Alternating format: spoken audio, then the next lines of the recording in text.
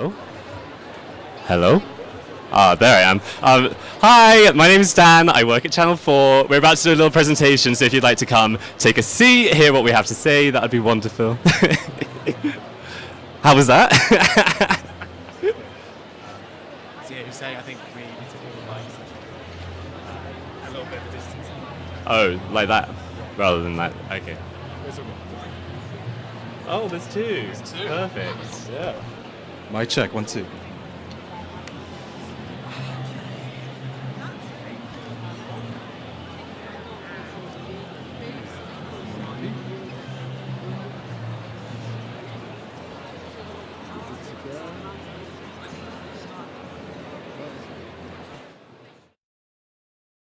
I wonder when is someone waiting to tell us to start talking. How do you want to sit down and do it? I'm definitely happy sitting down. How about you? Yeah, that's fine. Would you rather stand up? No, it's okay. I quite like the sitting down as a conversation vibe. It's informal chat. Do you think we'd get more people from standing up because they'd come and look? Nah, I think once we start talking, people come, they'll gather around, they'll come.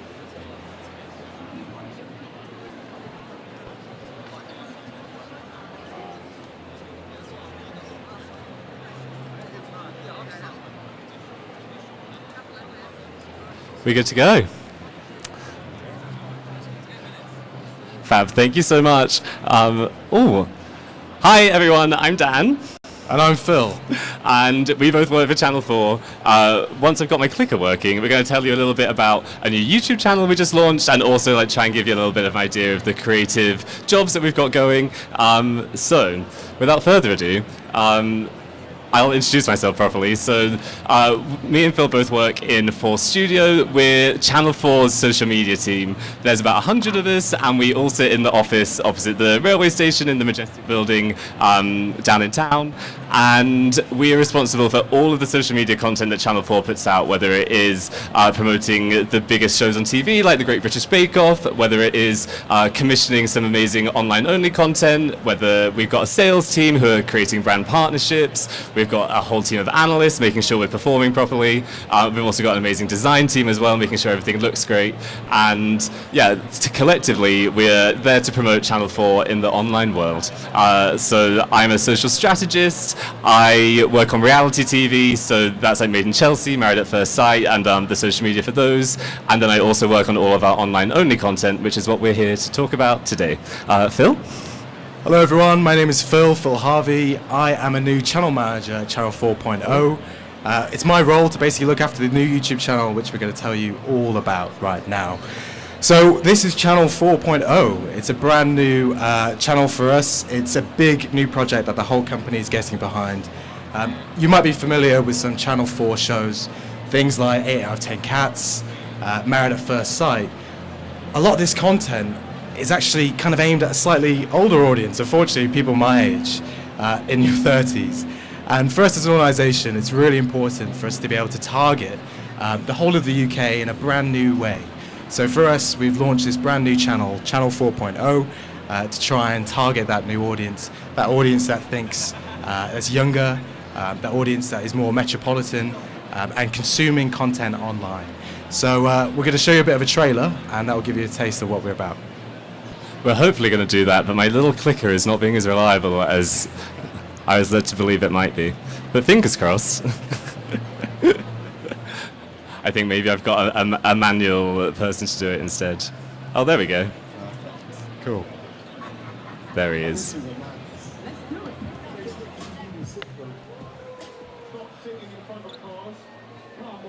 what happens if you lose? Your shoes. I go head to head to cook a family recipe. Look at the state of this bit. I spend like 2 minutes, I cut myself. One person will lose control of their phone to their mates. Don't go to my mum, you know. It's the whole damaging you got to pay. We'll make custom jewelry for anyone with deep pockets. Rappers, footballers, celebrities. Come to me, the oldest, whitest tribe in England. I want to introduce you to people busy. Yeah. Protector, Tom Injector, AEMC, Hannibal Lecter, yeah, Rob Lee for the power. What? If it goes deep, it's fake. Hey, they can only take home the grants if they get through my obstacle course designed to seriously pick them up. It's okay. This is just on the internet forever. It's fine. Ooh. So that's what we have spent the last few months working on. But when we were sitting down thinking about this presentation, we were basically trying to think, and I'm so sorry. I feel like I'm feeling your pain though with the. Fabulous. We thought, what would we want to know? And we thought maybe it'd be all the different kinds of job that exist in this sphere to get a YouTube channel from an idea in a meeting to looking like it is today. So hopefully. Here's a lovely graphic I did earlier. You can tell I'm not on the graphic design team. But essentially, there's like 3 different areas that go into creating a YouTube channel like this. And so we start with our commissioning team. As I've written up there, they're like the ideas people. So like they're the ones who had this vision for this new channel using all these young YouTube creators, and then they work really closely with production companies. So I may be preaching this to converted, but like before I worked at Channel 4, I had literally no idea how this worked. So Channel 4 was set up 40 years ago to help support the independent production sector in TV. So everything that we do, we don't create ourselves, like we work with these production companies. So our wonderful commissioning teams have the ideas, and then they go out to all of the production companies based all around the UK and say, look, we want to do shows like this, come to us with ideas. At those production companies, yeah, they have, like, they're like fully set up with like producers, directors, like all the technical people as well. And so they will then come to the commissioning team with like their ideas and say, we want to make a show like this. And the commissioning team say, yes, we want you to do that. We'll give you the money to go off and do it. And that's how that process works. So once they've gone off and made their shows, and there's obviously a lot of back and forth between commissioners making sure it's the show that they've been promised, that kind of thing. Once the show's been made, it then gets delivered to us in full studio. And as we said, and as Phil was saying earlier, we're the ones who run the channel. So we'll make sure everything's looking great. Phil writes amazing copy. We do all the design for it, and post it out there and like manage that community and build that community, hopefully. And then you'll see that I've done it in a nice little circle, because then there's a little loop at the end where, depending on what's happening. Thank you so much for sorting out our sound. Depending on what's happening, we'll say that food show's doing amazingly, we want more of that, and feed that back into the commissioning team, who will then go and find us some more shows on food. Or we'll say we want another fashion show because that's performing really well, and then they'll go off and do that. So we work, hopefully, in a nice harmonious loop. Yeah? Cool. Did I miss anything? No, that's perfect. I hit it to the T. So I'm going to tell you a little bit about the day in the life of a channel manager, which does not have a wonderful graphic on there, so apologies for that. But basically the channel manager role is a new role at Channel 4. So like Dan said, it's my job to look after the YouTube channel, and a lot of you are probably here thinking, how do I start my own channel? What does that involve? Well, Channel 4 is a big organisation. It involves a ton of people. Like Dan said, the commissioners, the production companies, and us in 4 Studio. On a day-to-day, I basically communicate with a lot of designers, and I say, hey, we need a really good thumbnail for this video. Can we please use this image, and make sure it's got some really bright colors, and basically trying to get the people into the YouTube video as best as we can. A big part of my role is then writing copy. So no YouTube video is going to do well without the title, without the copy description, stuff that matches the tone of voice of the channel that we're creating. And of course, the tone of voice of our audience, who we're trying to reflect and really trying to target with Channel 4.0. Of course, between all that, there's a ton of meetings and a ton of collaboration too. But it's a really, really creative role, and one that I never thought I'd find myself in. I trained as a journalist, and I'm here today working for one of the biggest UK broadcasters. And it's so great to work with such a good group of really collaborative, great people at the peak of their creative careers. That was a wonderful way to end. We'll stop talking about ourselves now, but I believe there's some kind of panel situation going on, but we'll just be told what to do. Thank you both. Yes, there is. So we'll just welcome a couple of others to the stage. Hello. Nice. Thanks. So who have we? Over here somewhere. No, you join over there. It's all good. I'm Jordan. So one of the reasons that we're using the microphone is because we're actually live streaming this as well. So the microphone lets people at home also hear, and we're going to hear very shortly. Myra's going to kick us off in just a minute. Do we have any more panelists who are going to join us, or is it just 2 and 2?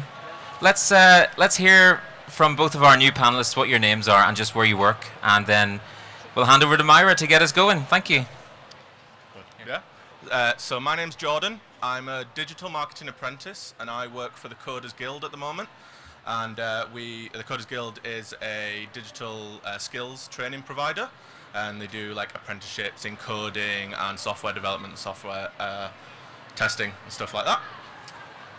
Amazing. Hello everyone, I'm Matt. I'm a producer, so TVC and digital, also do film and television, and I actually run my own company called Massa Team, which we launched this year. Lovely, thanks all. Could you tell us a little bit about when you first noticed you were interested in being a part of the creative industry? I guess I've got the microphone. So for me at school, I was always kind of thinking about what kind of career I wanted to be after university. University was like the done thing for me anyway, for at least a lot of people from my school. And I thought about the kind of thing that I enjoyed doing on the day-to-day. And at that time, it was writing. I really loved English language. I loved writing stupid headlines and writing funny puns and things like that. And that's when I decided, that maybe I wanted to go into a creative job. That led me on to university, where I did a degree in journalism. And from there, I got an internship at a newspaper, and I got to put that creative copywriting skills into practice. Nice one. So mine is a little different. Like, I actually went to uni and I studied film and television studies many years ago. And at the time, I graduated and I just got a weekend job at Wetherspoons and worked there for 11 years or so, working my way through the company. And then the pandemic hit, and I was like, you know what? I don't want to do this anymore. This isn't what I want to do. And I had like this creative desire, like I've always wanted to make things, whether it's visual or writing like yourself. And I started my own YouTube channel just as a hobby, just as something to do. And you know, I'm not going to sit here and be like I grew it massively, because that's not true. But it helped me hone skills and practice, video editing, script writing, graphic design, all those kinds of things. All these things that I was interested in. And I managed to use that to get the current role that I have now, to get a new job, to get myself out of hospitality and into the creative industry, something that I want to do, yeah. So mine's quite weird. I grew up behind a film studio. So I come from London, a place called Elstree, and literally every day as a child, there's a film studio out my window. So it's like, you know, this is my town. I'm going to be a filmmaker. I'm going to be one of Bournemouth producers. You know, when you live in the town, it has a real energy about film, a real history. So yeah, it was kind of in the blood, just being from that town. But then you realise that's very dreamy.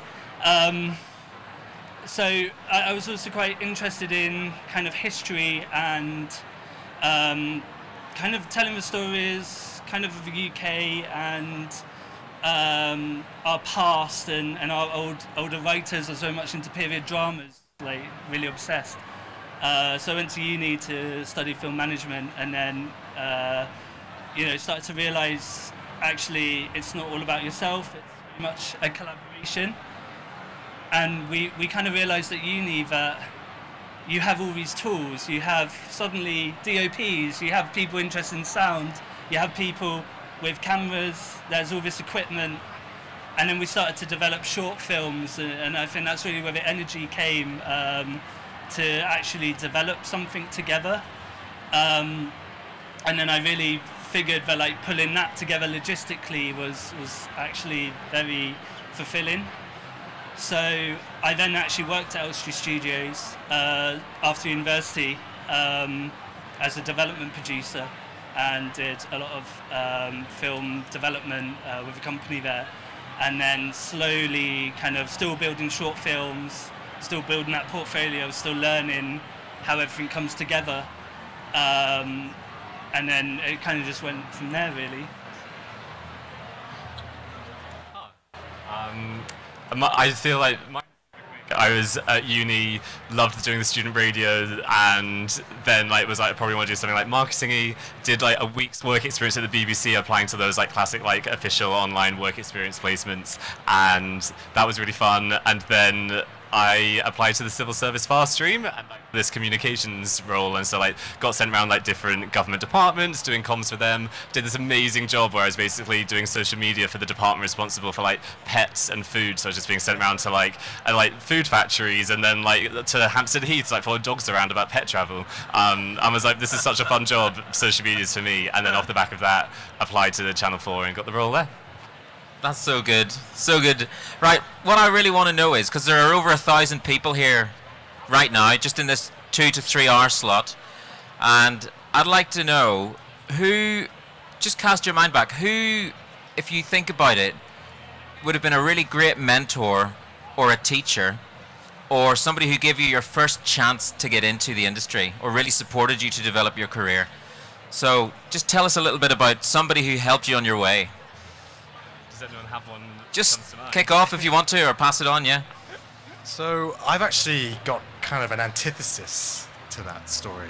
And I say that because at school I did A-level graphic design.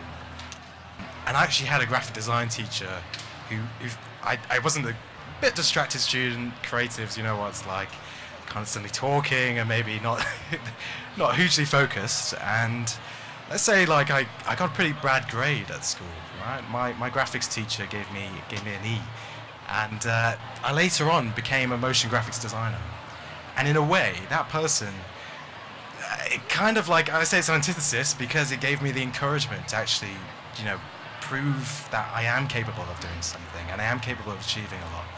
And I guess in a way, like, it's probably not carrying the sentiment of your question, but it really gave me a lot of encouragement is to kind of prove people wrong and try and achieve the most that I can do and be the best I can do. So if your grades right now aren't exactly what you're expecting, like, don't worry about that, because you really do get the opportunity to like carve out a career for yourself in the creative industries, and it's not at all as how like school often tends to grade you, which tends to be through exams and coursework and things like that.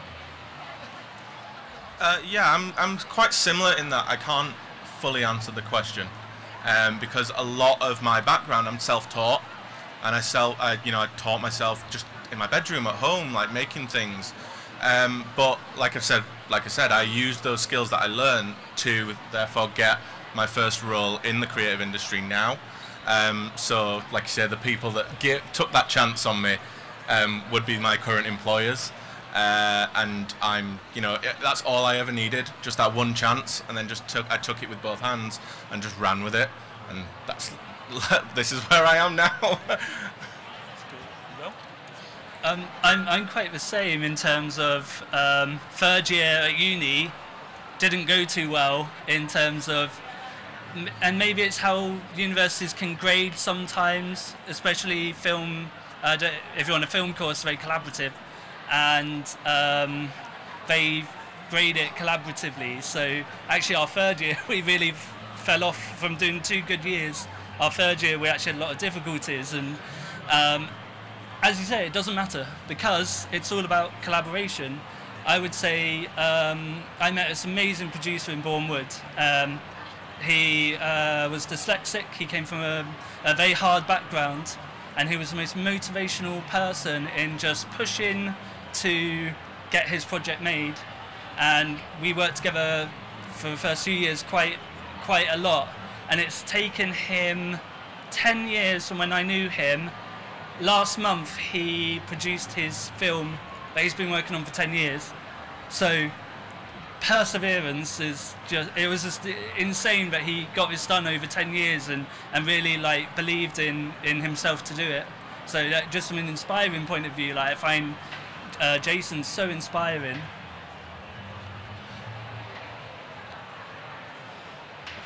I feel like none of us have answered your question because you wanted some like nice inspirational teacher story, and like, not none of us. Not have at all. I just wanted to know what was the first kind of opening that happened, and it sounds like it was kind of confidence in yourself, because sometimes other people don't have confidence in you. Yeah. And it's good to hear that as well, because you need to screw your courage into the sticking place, don't you, if you're going to actually get on. So tell us.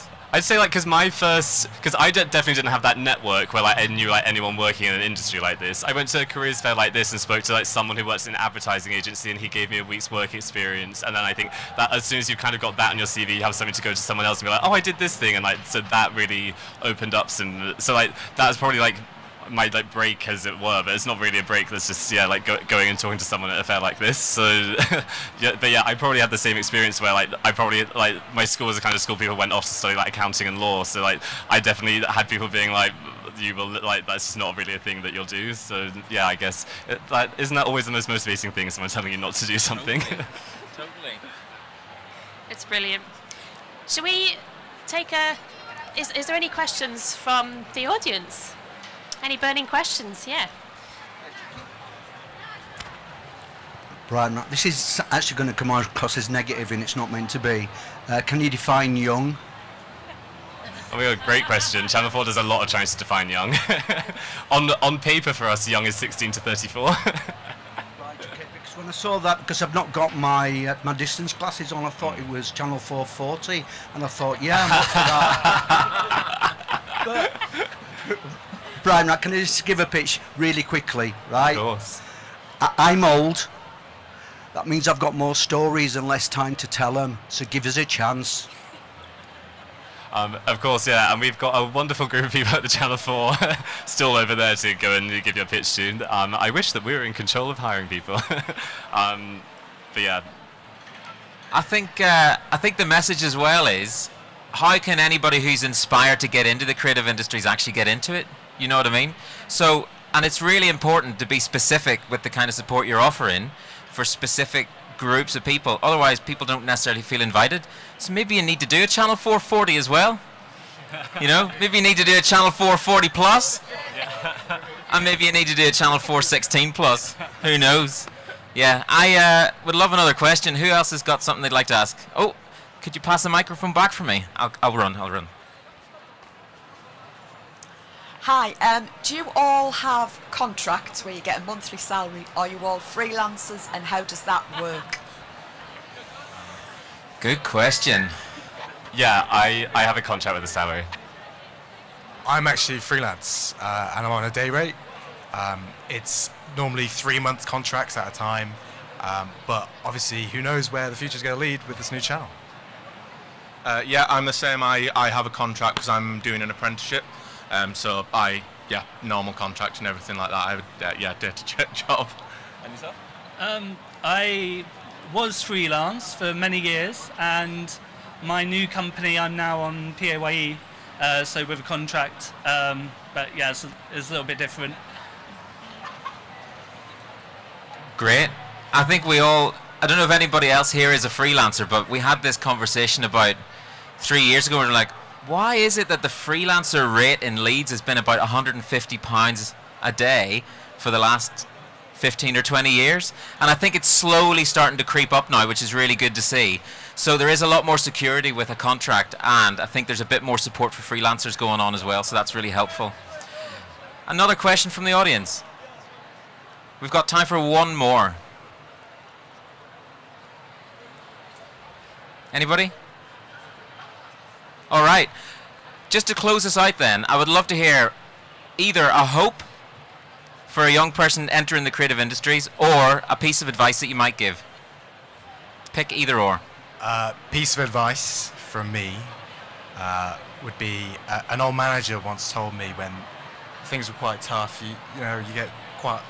Work can be really busy in this industry, and he said, Phil, memento mori, which is a Latin phrase. It sounds very pretentious, but it means remember death. Now that sounds really morbid, but what he means by that is to seize the opportunities that you have, because you know this career is not going to last forever.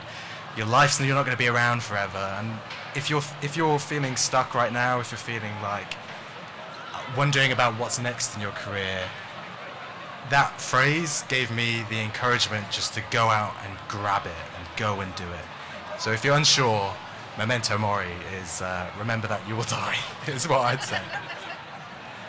I would echo that sentiment quite a bit, to be fair. My main thing is just don't give up. Like, if you've not got if you don't know the route to take to get into the creative arts or creative industry or anything, or you don't have a portfolio or anything like that, all those things that you think might block you from progressing, start today, do something. Like, the way I always work on things is like, yeah, oh, has it gone? Is it all right? Yeah. Sorry. The way I always work with things is, yeah, I'm a newbie to the thing that I'm starting today, but in a year's time, I'll be really good at it. And I can always look back on things and be like, well, I wish I'd have started that yesterday. I wish I'd have started learning that skill 2 or 3 years ago, because now I'd be amazing at it and I would have that portfolio or whatever it is that you need. But yeah, my thing would be, don't give up and just keep going. We were talking earlier, and there's 1,000 people in this room. If you collaborated with 10, 20, you'd probably make a really good product together. Now, it doesn't need to be the exhibitors, even just, everyone's a collaboration, you're not competitors, and it's a network. And, we're in Leeds is quite small compared to London, so I think you need to be thinking about collaboration and what you can do together and kind of create content and kind of learn together as well and use each other's skills. And also, I guess for me, I think the hope is that we can still do like independent feature films. I think that's a really tricky industry now. And yeah, my hope for the future is like keep pushing your feature film idea, even if it seems impossible, because I pushed mine for 5 years and I got it produced. So it's really difficult, but you can do it. Thank you very much. Go, please. Yeah, I've got one. Mine is, I hate when people say like network, because like that means nothing to me, and to me it means like standing in a room with like people drinking warm wine and like having to have these like forced conversations. But like I feel like what I've found out over, especially over the last couple of years, is like just make friends with people. You were saying about like there's 1,000 people in this room, collaborate with them. For me, it's like 1,000 people in a room, like I'll make a new friend, and then like that, and like things come out of that. And I think once I saw it like that, it was so much easier. And my other thing related to that is like use LinkedIn. Like what I basically started doing once I knew the jobs I wanted was just like search the job title, find the people at the companies you want to talk to, and just DM them. And like half the time people might not reply, but half the time people do and really want to talk to you about their jobs. And like it's so good, and we're so lucky that we have that. You don't have to wait until you're at a careers fair now to go and talk to all these people. Like you can go and find them, and like most of the time, if they're like nice normal people, they'll help you out. So yeah, they're my 2 ones. Sorry. No, I was just going to say, like, following on from that 100%, like, I'm literally sat here right now because an email went out asking for creative people to put a photo up on social media and just say what you were doing at that moment. And I'm literally here because I put a photo up of me and my dog on LinkedIn. That's it. Do you know what I mean? Like, so, like, you can get places. I know what you mean. Like, the networking tag, I'm the same. Like, I don't want to do that. But you can talk to people and make friends with like other people, and you'll find that they are very like-minded, and you'll just grow together from there. That's what I found anyway. That was great, thank you. Very strong message of making friends and going for it. Believe in yourself. Yeah, thank you, Dan, Phil, Jordan, and Matt. Thank you. Can we give them a round of applause for what they've shared today? Thank you very much. That's us. That's us. Great stuff.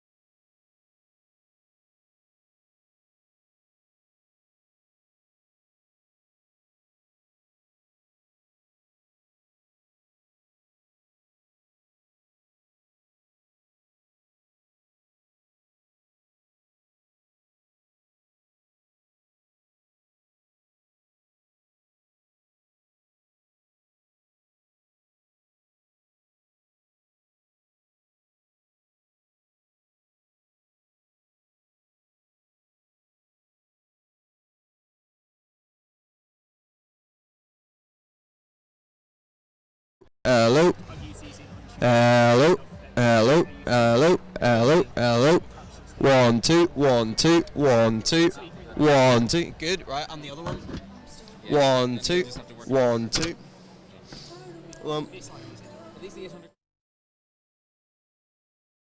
2 1 2 1 2 1 2. All good. Yeah, they are good. Happy enough. Cool.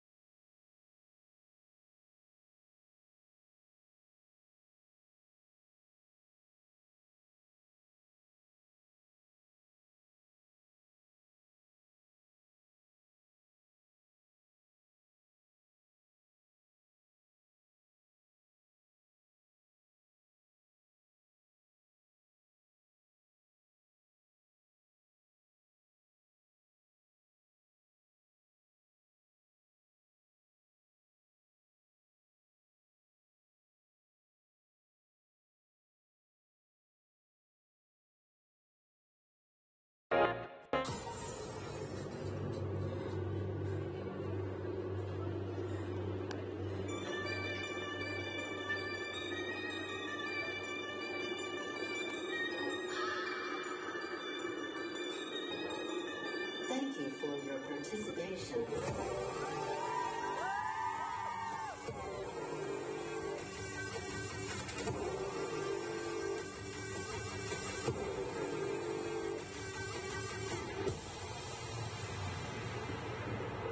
The annual report will continue in 3, 2,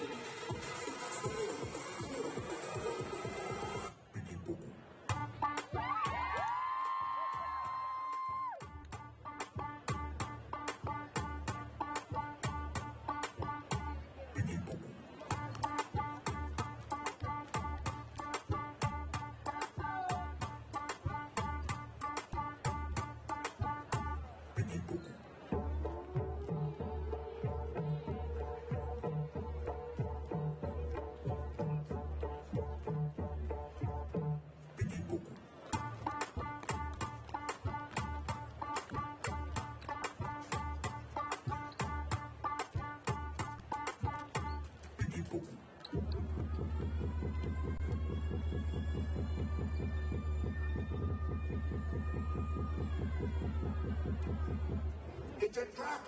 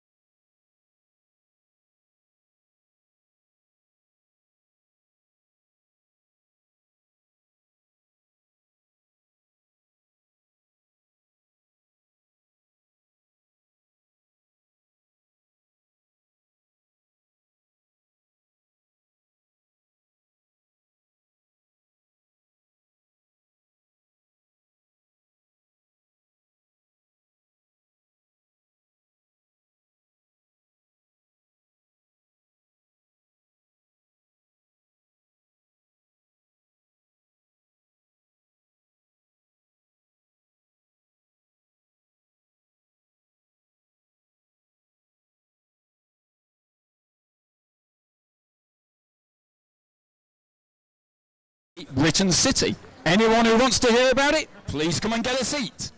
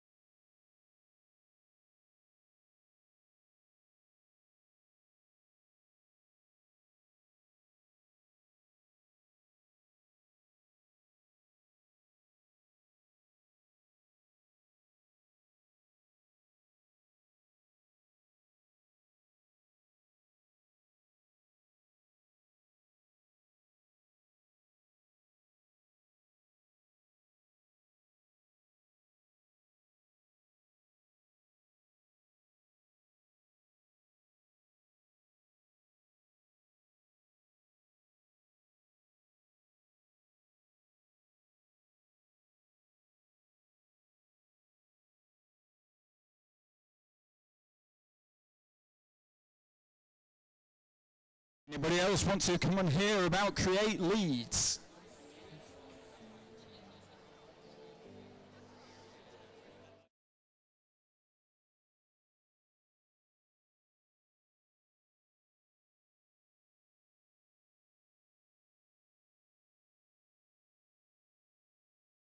Plus, this is my first arena gig.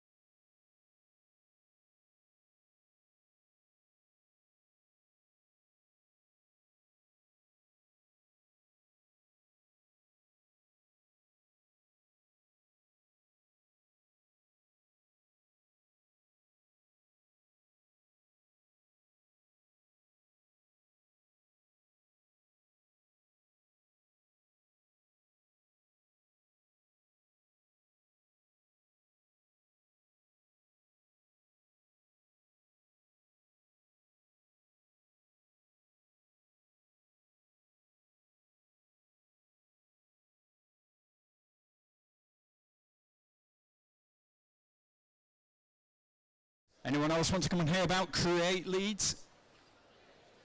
Our ambition is to put the city absolutely on the world map. The world! Yeah, Britain's not big enough, we need the world.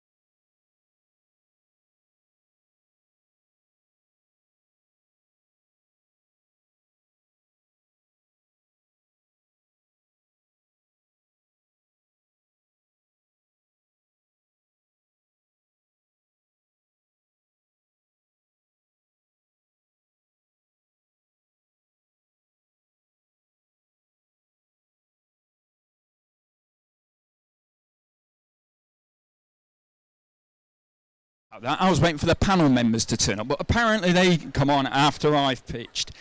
So, hello everybody, I'm Richard Woods, I'm co-founder of CreateBritain.com, and I'm here to talk to you today about Create Britain, but also about Create Leeds, building Create Leeds within Create Britain. And, you know, to say this is Leeds Creative Skills' first gig, it's pretty impressive for a first gig.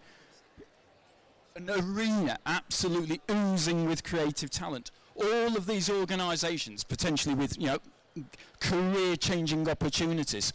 So all we need to do is we need to make sure that everyone with their skills goes around and speaks to every single one of these organisations and finds out all of the opportunities that are got on offer, which is quite unrealistic. But if we actually scale that up to the 2.1 million people working in the creative industry, it shows potentially all of the missed opportunities. You could be stood here today next to somebody who's got a real game-changing opportunity for you. The best conversation you almost ever had. But it's down to findability, and that is a big issue within the industry. An industry where 96% of the people are either independents, micro businesses, freelancers. Where are they? They're often hidden under the radar. They're not necessarily here today. Their heads down, they're getting on with it. And you know, it was this frustration and the difficulties with findability that was one of the key motivations behind Create Britain. But not our only one. We're a pretty ambitious organisation. So, Create Britain, what is it? What are we building? We're building a single gateway to everything and everyone in the creative industry, which sounds ridiculously ambitious until you realise we're not producing the content. The content's out there. It's all over the web. It's all over social media. It's just a nightmare to find. You're in the hands of Google and algorithms. Well, we've got a different approach. We don't use algorithms. We use what we call self-index. Now, for self-index, we mapped out the whole industry. We found 40 key headline disciplines, everything from acting, art, architecture, through to photography, computer game design, tattoo artists. And we did a real deep dive in each one. How does it segment itself? What are the different areas of expertise, the specialisms, the software packages, the materials, the tools, the styles, the genres, all of the different things that you can use to describe yourself and say, this is me, this is what I do, this is where I fit in. And if we capture all of that when you're building your profile, you're setting your creative identity, we can flip that round and deliver hyper-relevant search results. We can help people find you for exactly what it is that you do. So we do that across all the creative disciplines, and we do it for everyone in the industry. It's for those who are just finishing school, those at college, university. It's for freelancers, it's for independents, micro businesses, it's for SMEs, it's for large organisations, it's for professional bodies, it's for educators, it's for events, it's for venues. Everyone and everything can have a place on Create Britain. Again, seems ridiculous, but we don't do the content. You know, we are a navigation tool, we're an interface, a protocol, an aggregator. You use us to find exactly what it is that you're looking for, and then you continue on your journey. We're not a walled garden. We don't try and keep people on Create Britain. We let you go through to their social media. We let you go through to their websites. We're helping traffic get to its ultimate desired destination. We want to help you get found. So who is it in the room today that we're helping? Well, everyone.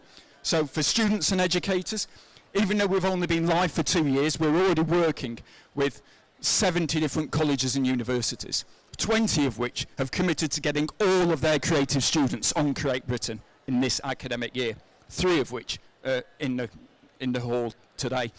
And how do we help them? Well, some might see us as a portfolio site. Every course will have a progression module, and we fit within that perfectly.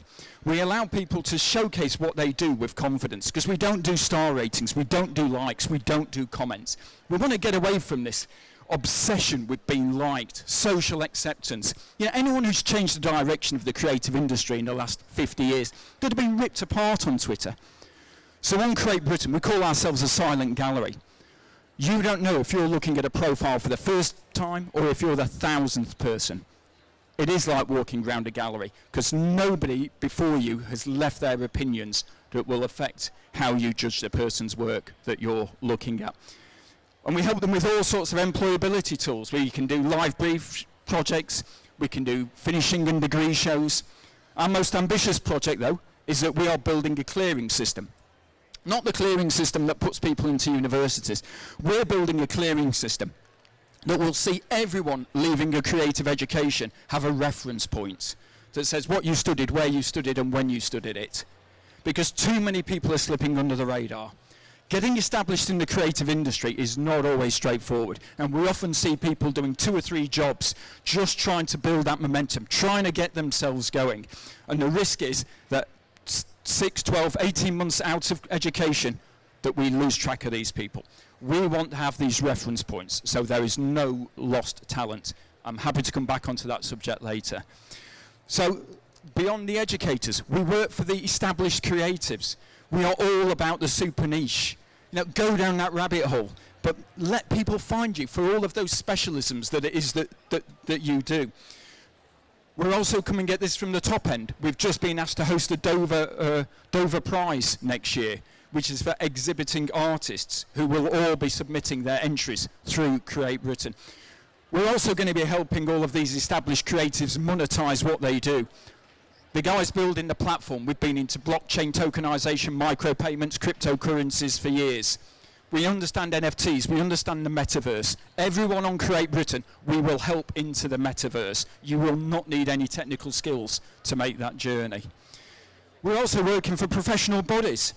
Just briefly mention those today. 300 professional bodies representing the creative industry. There's about 17 just doing TV and film. It's become very tribal. They all have their own members, they all have their own members' directories, and they're an absolute nightmare to navigate. Well, we're saying to all of these people, stop reinventing the same technology to a poor standard. Build your directories on CreateBritain. And we're starting to do this for a couple of organisations. It brings them closer into the industry for best practice. The final group to talk about is what we're talking about here today when I was starting to talk about Create Leeds. The communities, the creative communities. All this talk of levelling up. We thought, well, let's see what's going on. And we looked at the top 150 towns and cities across the UK, and we found they were pretty much doing their own thing. We did find about 30 different creative directories. And I always pick on poor old Lowestoft here on the East Coast. Very typical. You go to the Arts Council and you say, please, can we have £15,000 or £20,000 to build, create Lowestoft? And year 1, it's nice, bright and shiny and looks fantastic. Year 2, 3, 4, it starts to wither, it fades, it becomes irrelevant and it dies. And the reason for that, nobody outside Lowestoft ever visited Lowestoft's creative directory. Again, they're reinventing technology to a low standard. So our offer to every town and city in the UK is use our technology for free. All of the search filters, all of the functionality. But you bring the content. It's all about you. You know what's trending. You know what the local issues are. You know who the creative groups are. You know what events are coming up. You build your creative directory. Create Leeds will all be about Leeds. It will be different from every other town and city in the UK. It allows you to put your own creative identity on it. So why are we calling it Create Leeds? Where did this idea come from? The idea actually came from Sunderland, and it wasn't us. They said, look, we wanted to be City of Culture. We were a runner-up, and we know for every time somebody's awarded City of Culture, there's probably at least 19 other frustrated towns or cities who've got this pent-up creativity that they want to shout to the world about. Where do they go with it? And they said, well, we've heard of investors in people where if you look after welfare, you look after training, you look after well-being, you can become an investor in people. Well, how about for Create Sunderland, if we map out all of our creative people, all of our creative businesses, all of our training opportunities, all of our jobs, all of our events, all of our venues in one place where it is index-based, it is easy to find. We want to be shouting to the world about what we've got to offer. That's where the concept has been developed. We're now building Create Sunderland, Create Leeds, Create Norwich, Create Chester, Create Kettering. Almost everywhere we go now, they want to buy into this because everything that you put on Create Leeds can be found regionally, nationally and internationally as well. It fully extends the reach as to where you can go with this. You can probably tell I'm not a PowerPoint sort of person. It's not what we do as CreateBritain. It's difficult for me to demonstrate the live website here today, but if you come over and see us at our stand, we can show you all of the functionality of it. But I'll just finish off by saying what were the motivations behind this. And, you know, create leads. What does that mean? What does it mean to you? It might be that you just want to say to the world, you know, this represents our culture. There's a lot of creativity in the city. It might be that you want to say to the world, look, we're open for business. Stop the exodus of travel. Exodus of talent. You don't need to go to Manchester. You don't need to go to London. Look at all of the jobs and opportunities here on your doorstep in Leeds. Everything available needs to be easily accessible.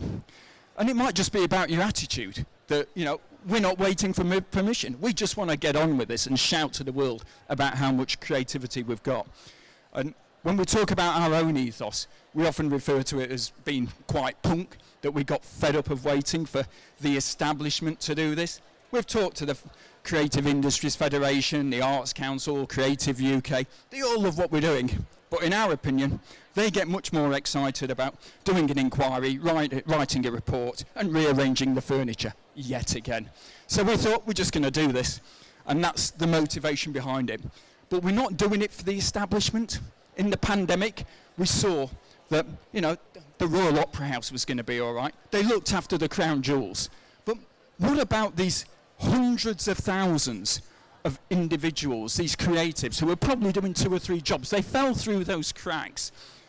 What about the edgy underdogs, the ones who haven't got the resources and networks? They're not going to be gifted a career in the arts. We wanted a platform where they've got an equal opportunity to be found. They're not paying for the privilege to come higher in search results. They're not caught up with this obsession with being liked.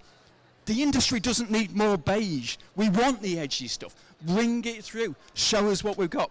You can see that Britain has got an amazing creative legacy, but the rest of the world is catching up. So unless we are bringing through and encouraging this stuff on the edges, you know, we're potentially going to lose that position. So when we're building Create Leeds, it will represent the heart and soul of Creative Leeds. We are just the technology. You will bring the creativity. You will bring the personality. It's all going to be about you. Thank you very much. That's brilliant to hear. And it is all about you. You can go for it. So let's welcome on the rest of the panelists. We're going to have a bit of a chat now with a few other people who do work in the arts and hear about. Would you like to take a seat that side? You head over there. Thank you. We actually have a rogue panelist here today. he's just been well, actually we've recruited 2 panelists in the last 15 minutes. So big round of applause for our recent joiners on the panel here. And folks, if you're sitting, thank you very much. If you're standing around thinking, is this going to be worth it? Please come and take a seat for 5 minutes, because we'd love you to come and watch and also ask some good questions. So I suppose without waiting, I'm going to hand over to you to kick us off. Excellent. So, firstly, I'm wondering, when did you first realise that you wanted a paid career in the arts? Well, when I first realised, I was at the age of 5, so I was very young. That was when I first started listening to music, and I was very interested in music. And I knew from then, at such a young age, that I wanted it to be my career and my lifestyle. So yeah, that's when I got into it. Thank you. Thank you. So I realised first we should do a bit of a hello, I am, and where you work, or yeah, a little bit about you. Well, my name's Joseph Cater, and I go to Leeds City College, actually. Yeah. Hi everyone, I'm Pavan and I'm Managing Director of We Are the Allies. I'm Rick, I'm a hairy creative person. I work at We Are the Allies. Hi, I'm Hugo and I run a social enterprise called Startup Sherpas. You know who I am. Yeah. But Hugo, kick us off. When did you first think about getting a job in the arts? So I went to my careers session at secondary school and they said, what do you want to be? And I said, a concept designer. And they said, that job doesn't exist. So I had to try and find my own way, and actually what I do now is exactly that. I first thought I was going to join the Navy, be an illustrator and a bus driver. And then I was only ever good at English and art, so advertising became my career, and I've never looked back. very young age again. I think you can tell from the boots I've always been a bit wacky. But yeah, I think writing for me was a big thing. Loved sort of storytelling and things like that. And then went off to London and studied advertising there. Nice. So I have a bit of wisdom from Myra here. So Myra and I have been working together for 6 years, and within the first 2 weeks of her coming and working at Open Source Arts, she said to me, Phil, if you don't do any advertising, people can't get involved in the stuff that you're doing. And I routinely repeat this back to her on an almost monthly basis, and you never stop laughing about it. But yeah, so advertising has a real place. Do you know, I mean, if we're not telling people what we're doing, then they can't get involved. So super important. I would love to know, and this is a bit of storytelling, because there's so many people here who are starting off their career or who are interested in doing something creative as a career. And I would love to know, what was your first kind of break? What helped you think, actually, I could do this, you know? I could do this. What was your first break? Well, I think that my first break was when I got my first ever opportunity to play a gig in just a little pub. And that's when I kind of had the realisation that I could do it. And also being pushed like by my parents and things like that. That's when I think, yeah, that's when I had my first break. Yeah. Work experience for me, so I came out of uni and then did a placement at She magazine, and then from there I was looking for a job back in Leeds and actually ended up in a finance department, and I was absolutely crap at finance, so very quickly I was in the room next door sending faxes, which none of you will know what a fax machine is, PR releases, that kind of stuff, and I just literally stuck with it and just said, look, I want to get into this, will you please give me a break? And so I think persistence was key for me, and that's what gave me that first break. I think my first break was stacking shelves at Asda, which drove me to get off my bum and go and get a proper job. Because I think our industry is a job, it is a career, and it is an amazing thing to be doing, and we are incredibly lucky to be designing things and writing things and creating content, or whatever you want to call it these days, but it's definitely something that you could get involved in and do and enjoy. That's strange, because I was in Next, and that's actually what probably gave me my first break. So maybe just getting a really shit job is a good idea to work out what you don't want to do. It helps you work out which path is going to be the one that you do want to do. But aside from that, just talking to a lot of people and finding the ones that give me energy, I think that was probably finding my crowd was really important. Coming at it from a completely different angle, because I spent the first 25 years of my career as a headhunter, doing executive level appointments, running my own businesses, international offices, and I'd always had an interest in the creative industry. And there's something to do with turning 50 that makes you want to turn around and go in a completely different direction from an established, safe, well-paying career to go and do something that doesn't pay you anything, you're putting everything on the line. But it was from a recruitment background, I could see what a mess the industry was making with this link, this bridge between education and industry. And having looked at it for so long, we thought we're going to have to sort this out ourselves.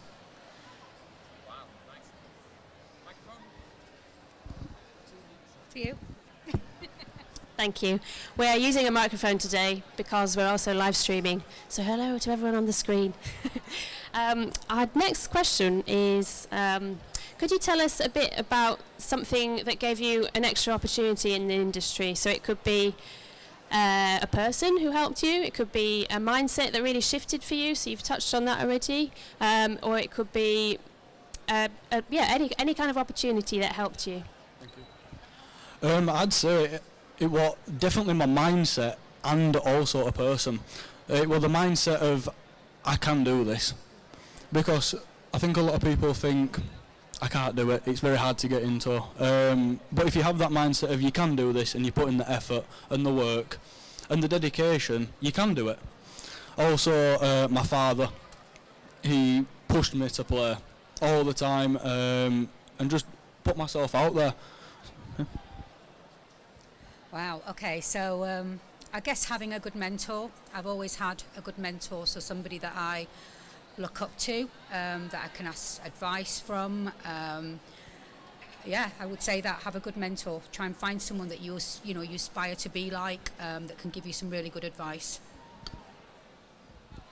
I guess I was lucky because I could draw, so that was a head start, and I met someone that was an amazing artist, and then that sort of got me into doing more art and doing more drawing. And it wasn't until later on that I realised you could combine that skill of drawing with writing and then create concepts. So, but it was someone who was an amazing artist that got me into that idea that I could do that for a living. I think that my mindset has always been that I don't really care what anyone else thinks, to the point of sometimes finding it very hard to understand that other people might not agree with me. So I never really found anyone could stop me pursuing crazy ideas, and I found that allowed me to go further to the edges than some other people did. I know that was something you were touching on earlier. I'm going to say my business partner. Is this working? Yeah. My business partner, Jeremy. I'd known Jeremy for 25 years whilst I was doing my recruitment work. But Jeremy's background, parents sent him to boarding school. As soon as he was 16, went to London, joined a punk band. And ever since then, he's never had anyone tell him what to do. He's an absolute genius when it comes to creativity and design work. He doesn't do people. I've never managed to get him to one of these events. You know, he stays in his cage in his studio. But he always says, look, the things that are difficult, you know, the things that are really big and ambitious in life, they're not easy. You've got to work hard at them. And because we're working together and we don't answer to anyone, we're completely independent. You know, that's why we're aiming as big and as high as what we are. There's nobody holding us back and telling us we're being too ambitious. So hence, Create Britain. Let's take it to the world. Amazing. Thanks very much. And I'd like to hear a couple of questions from the audience. So I did promise, what's your name again? I did promise Joe's friends that they could ask one question. Just seeing as they've been such good kind of occupants of the sofas before the panel started. And we'll come back to you. Does anybody else have another question for our panelists? Come on. Come on. No? Yeah? I can see it. No question? Okay. I would like to know if you're thinking about people who are joining the industry now or just starting out in their career, what would be one piece of advice or one hope that you have for them? Don't give up. Don't give up. That's my piece of advice. If you want to do something, you stick with it, and you stay persistent, and you put in the work, the effort, and you just don't give up on that dream. That's my piece of advice. Yeah, good advice, really good advice. I think be persistent, have a really good portfolio, know what it is that you want to do and showcase your work in the best way that you can, because ultimately, pictures and all of that kind of stuff speak bigger than words, so make sure you've got a really strong portfolio if you can. I would probably say stop looking at your phone, go out and experience the world, and probably go and watch his band play, because that'd be cool. I'd say talk to a lot of people. Go out and meet people that you've never met before. There are lots of social media platforms where you can turn it into real world after connecting digitally with people. And I think if you think in the hundreds of people and thousands of people rather than the ones and tens, that's a good starting point. I would advise you to be open to opportunity. You may have come into the creative industry seeing somebody doing a job that you thought, I could see myself doing that. But there's so many skills in the creative industry are transferable and can take you in so many different directions. It's very rare that people have a linear career path. And if anything, going around and doing different jobs and getting different experiences on the route to your ideal job could make you a more rounded person and better at what it is that you want to do. And on that, actually, I'm going to share a little bit about my story. Because you might not know at the moment what you want to do. You might not have that burning passion and know exactly where you're going. So I actually studied biology at university, but everyone there thought that I was an art student because I just hang out with all the artists. And now I found myself in the art sector and absolutely loving it. So it's okay if you don't know what you want to do. You can move around as you live your life. Thank you. Yeah. And the last thing I would say is we've talked a lot about mentorship, and you don't just have to have one. You can have a whole bunch of mentors. And I think the best bit of advice I ever got was sample your mentors widely and don't be afraid to listen to a number of people who you respect and then make up your own mind. And yeah. Good. Thanks very much to all the panelists. Thank you very much. And we're going to have another presentation starting at what time? 4? At 4:30. Yeah. And please go around, see all the stalls, and talk to people. Like we've said, you know, build relationships, make friends, and get inspired. Thanks, everybody.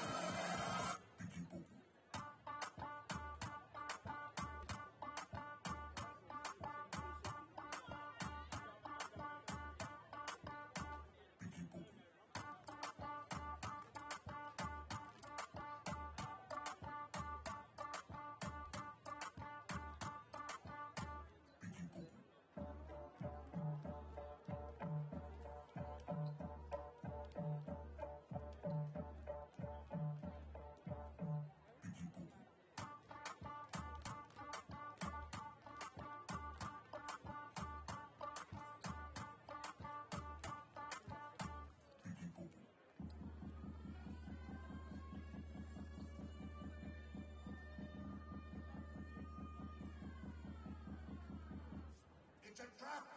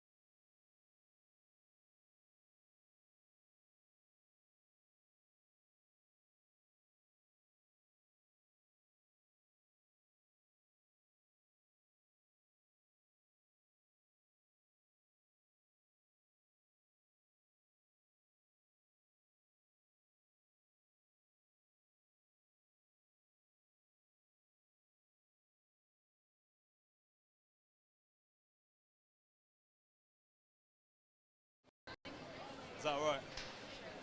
Yeah?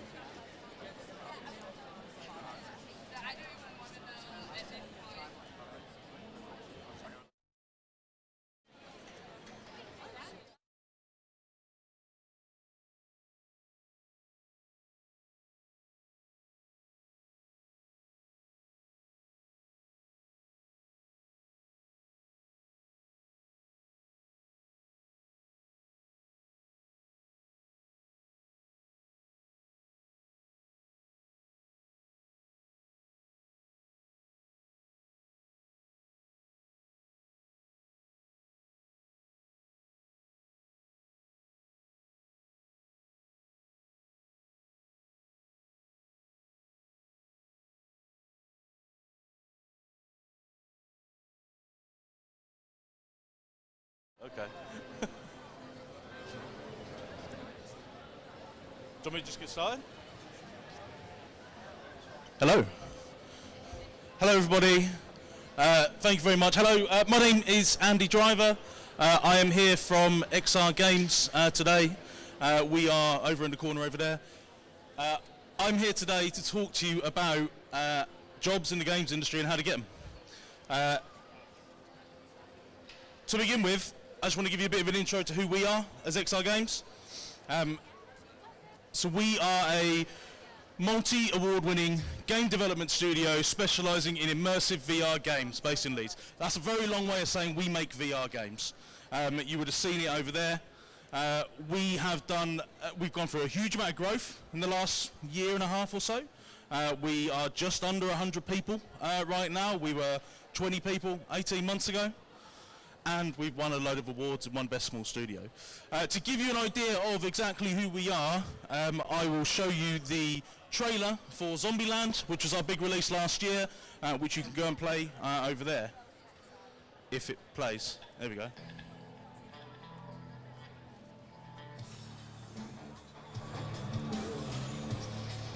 Whose house is this, motherfuckers?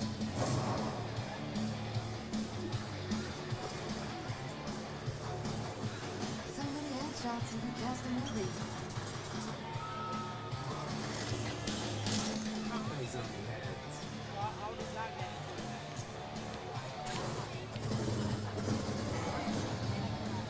Eye on the prize.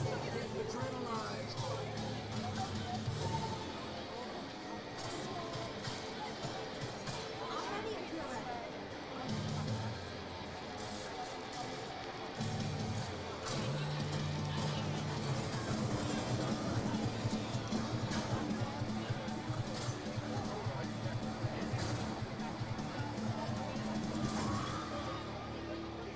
So that is Zombieland.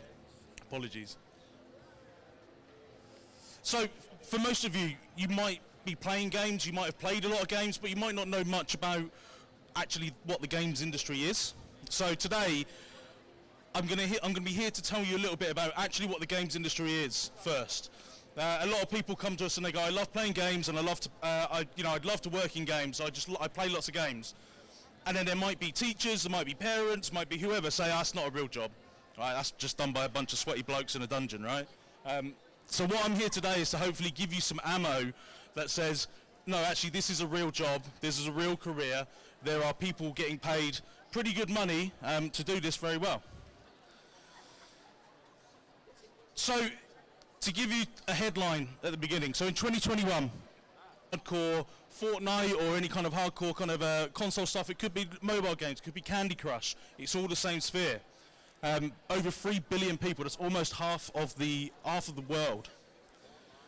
And also the UK is the leading market for game development in Europe. A lot of people also don't realise this. Across Europe, we have the biggest industry, we generate the most revenue, the most money. We are the biggest hub across Europe, and I think we're like 4th or 5th across the world as well. In the UK, over 30,000 people are employed in game studios in the UK, and it is by far the most lucrative form of entertainment that is developed in the UK, outselling music and film by a long way. So when you take the revenue generated by music and movies and you combine it, it doesn't generate as much as games does. It is a much bigger industry than you may initially think, and it is a really fruitful one too. Ooh. Spoiler alert. What I'm going to do now is I'm going to talk you through, I'm going to show you a video which is a really good representation of all of the different jobs that you might find when you make a video game, right? And so anyone here who's played a game, how often have you taken notice of the door in the game? So when you move from one room to the other, how long have you looked at the door? How long have you taken notice of it? It's a very famous thing in game design, right? The door problem. And this is a really good TikTok that shows you how much thought goes into making a door, right? So have a watch of this.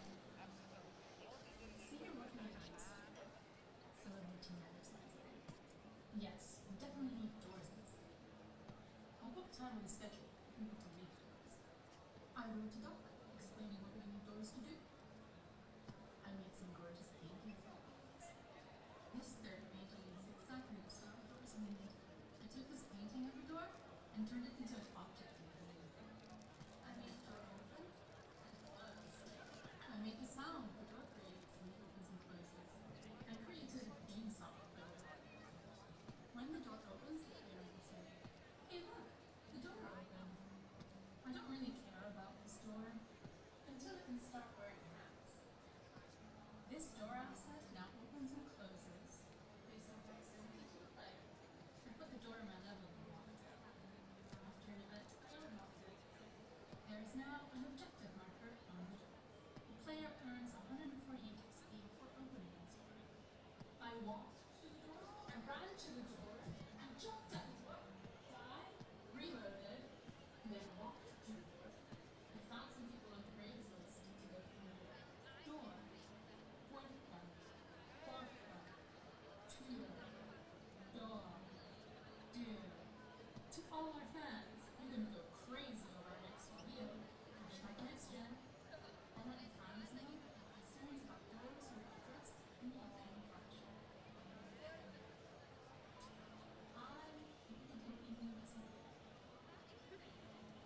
So that's a bit of an extreme example, but what I'm trying to get across to you is that making games isn't just for coders. It's not just for people who can sit and can write lines and lines of code. All of these different job roles are typical roles you'll find within a game studio, and they all have their place within making games. They're a lot more complex than you might think. Really, you can kind of roughly start to group these types of roles. So you've got game development, which is the people who are actually making the game. So these are the coders and the artists and the designers and so on and so forth. Community management, audio, sound, HR and recruitment, which is what I do. IT, marketing, PR, sales, legal, customer support, all of these types of roles are found within the games industry and within game studios. I haven't got time today to talk to you about all of them. What I'm really going to focus in on is this here. Right, so this is the actual making of a video game. I'm going to talk to you very quickly about some of the key areas and how you end up doing it. So game development can be very roughly split into 3 areas. Now within this there will be lots and lots and lots of different roles, lots of different niches, but I'm being very broad here on purpose, okay? So generally you can cut that down into programming, art and design. Programming. So what is programming? Programming is the most technical job in the industry. This is your coders. These are the people who program the game. They are, yeah, there we go, responsible for coding the game and just making everything work. Ultimately, you're really going to have a strong foundation in maths. That's really the real bottom kind of foundation when it comes to programming. So therefore, you're likely to have done pretty good in GCSEs, A-levels at stuff like maths, physics, computer science, that kind of thing. You'll probably also go on and study some sort of degree, so whether that's a games programming degree, a computer science degree, that's probably the kind of thing that you're going to look at. But the most important thing is getting used to just making games. So the best advice I can give anybody that wants to work in games is to just start doing it. Start doing it before anyone pays you to do it. Because that is what you ultimately need, is that portfolio of work. You need something to show off. And it doesn't have to be very good. It doesn't matter. It doesn't matter if no one's downloaded it. It doesn't matter. What it does is it shows your commitment to wanting to make games and shows that, hey, this is what I want to do. I've already had a go at it. Now I want to get better at it. One thing to take note, coding for games is very different to coding for other industries. So when we say this portfolio, you get a lot of people who have been like data analysts or scientists or other kind of software engineers in other industries. And while technically, some of the skills might be the same in terms of coding, in terms of languages and that kind of thing, the jobs are very different. You're not creating bots or spreadsheets or automated stuff. A lot of times you are making something creative. You are making a product that someone has to play. You're making a game feature. So getting used to making games and building a portfolio of this example is exactly the kind of thing that we'd want to see. Artists. So art is the second biggest one. So as you can probably expect, these are responsible for creating all of the visual elements of the game. Everything you see has been made by an artist. This could be characters, environments, objects, weapons, vehicles. Basically everything that you possibly see on the screen has been made by an artist. It is still very much a technical role. So it's not just I'm good at drawing, so I think I can go and do game art and I can make artwork for a game. There's a lot of technical stuff that goes into it. It's a lot of it is 3D modeling, a lot of it is making it work in a game engine, which is how games are made. You've got to make it digital. That's how games are made. It's not a traditional kind of art piece, but that's a good foundation. So how do you become one? You're going to need a portfolio. You're going to need a really good portfolio that shows that you can already do this, shows that you've made artwork for a game. It needs to be created using the right software and the right tools, displayed in game engines, like I said. So a game engine is the piece of software that a game is made on. So you need to be able to display your work within that game engine, show that it works. Design is responsible for designing every part of the game. So designing the levels, the story, all the mechanics. Why, when this happens, does this happen? Why do I need to do this before I can do this? Why do all these things exist? Someone has designed all of that for you. So the person who's going to be a game designer needs to have an incredibly deep and wide understanding of video games. So you can't just be, I play a lot of Fortnite or I play a lot of FIFA. You need to have played lots of games, lots of different types of games. Have a real broad understanding of how do people actually enjoy games? What actually engages with people? How do I make the player feel something?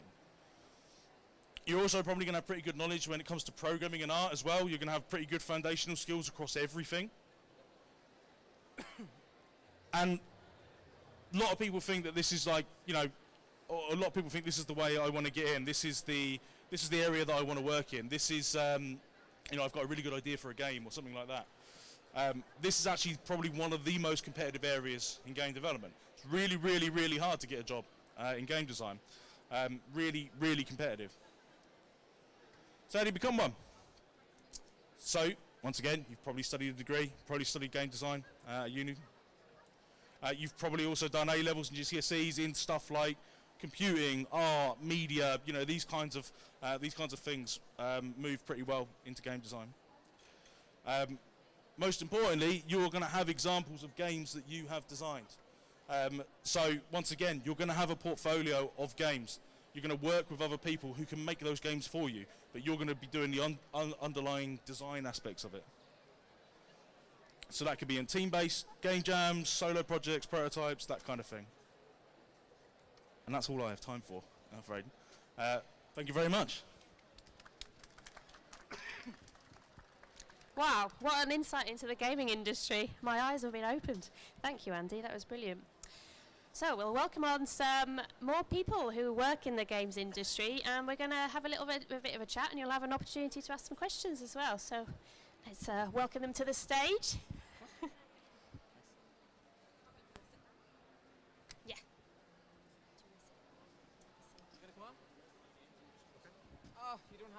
games industry. Later, okay. And please do take a seat. Anyone who's out on the edges there, you're very welcome to take a seat. Sofa. Sofa. Sofa. Gonna kick us off? Yeah.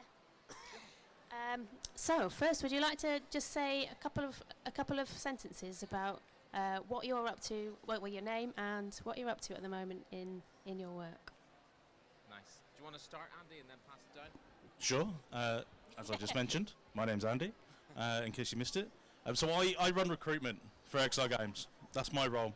So I lead all of the recruitment, but previous to that, I used to run a non-profit which helps students and young people in general to get jobs in the games industry. So I've been very involved in that kind of stuff.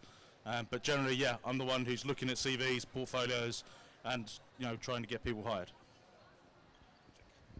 Hi, I'm Rob Reed. I work in the digital arts department at Leeds City College. We're sort of over there somewhere.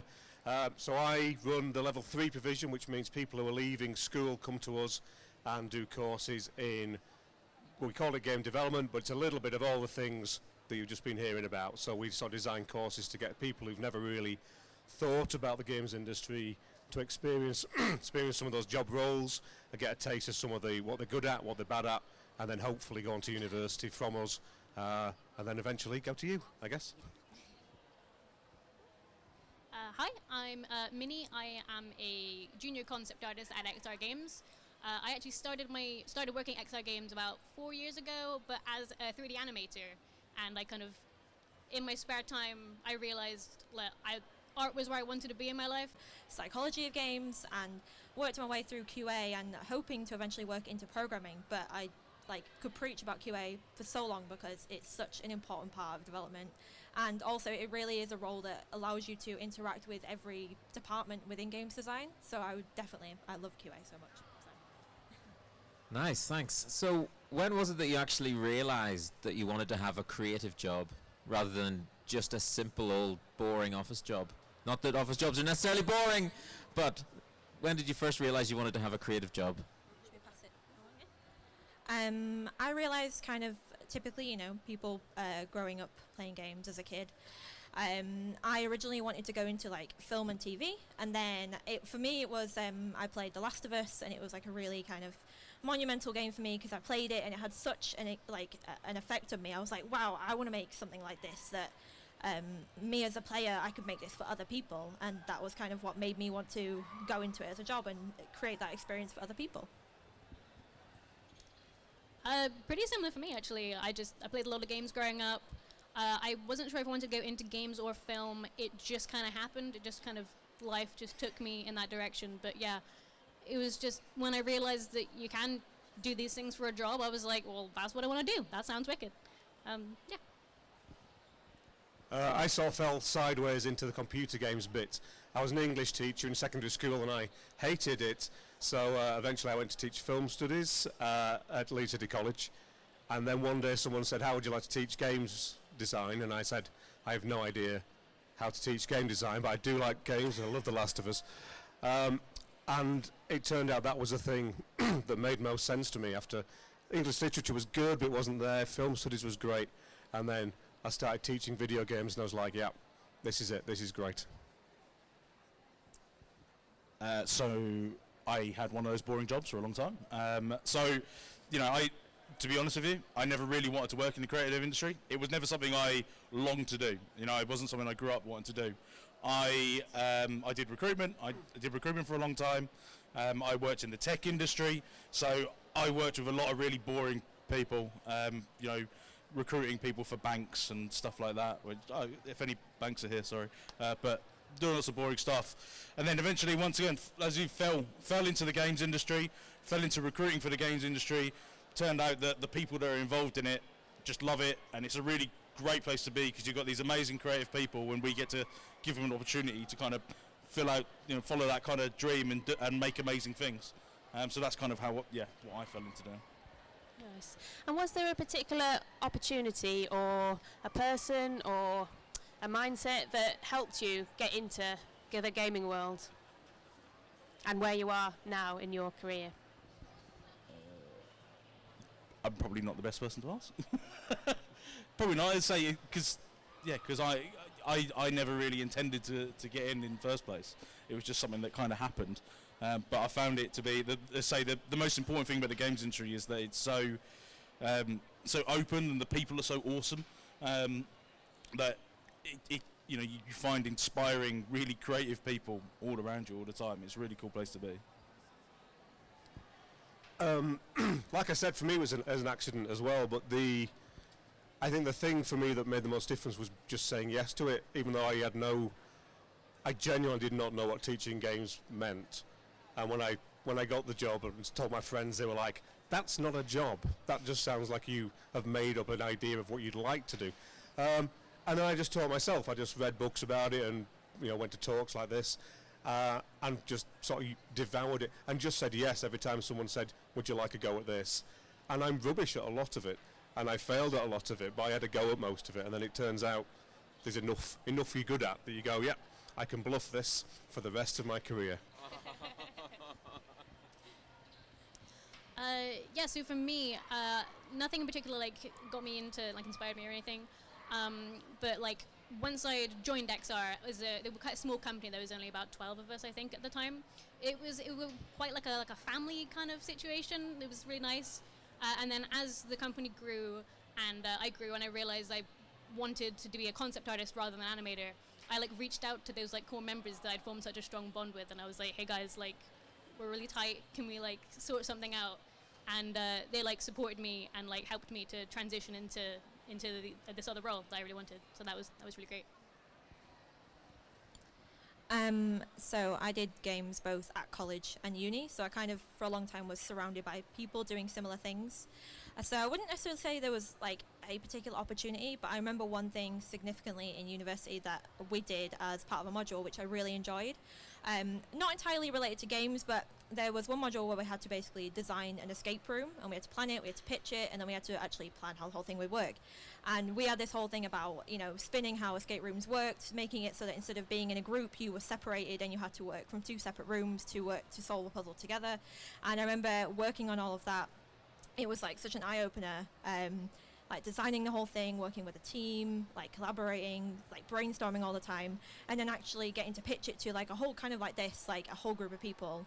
And that was definitely a big opportunity for me as well that I think significantly stands out in my head. And it's just, as I say, I think surrounding yourself with people that have similar interests is another good thing that kind of helps you get into the industry as well. Do any of the audience have any questions for the panel? Yeah? Right. Andy? Yeah. You said to get into it you have to do loads of practice and making your own games and stuff. But if you're not very well informed in that subject, do you have any recommendations to go on online or programs or something like that to get more experience and to gain more knowledge in that sector?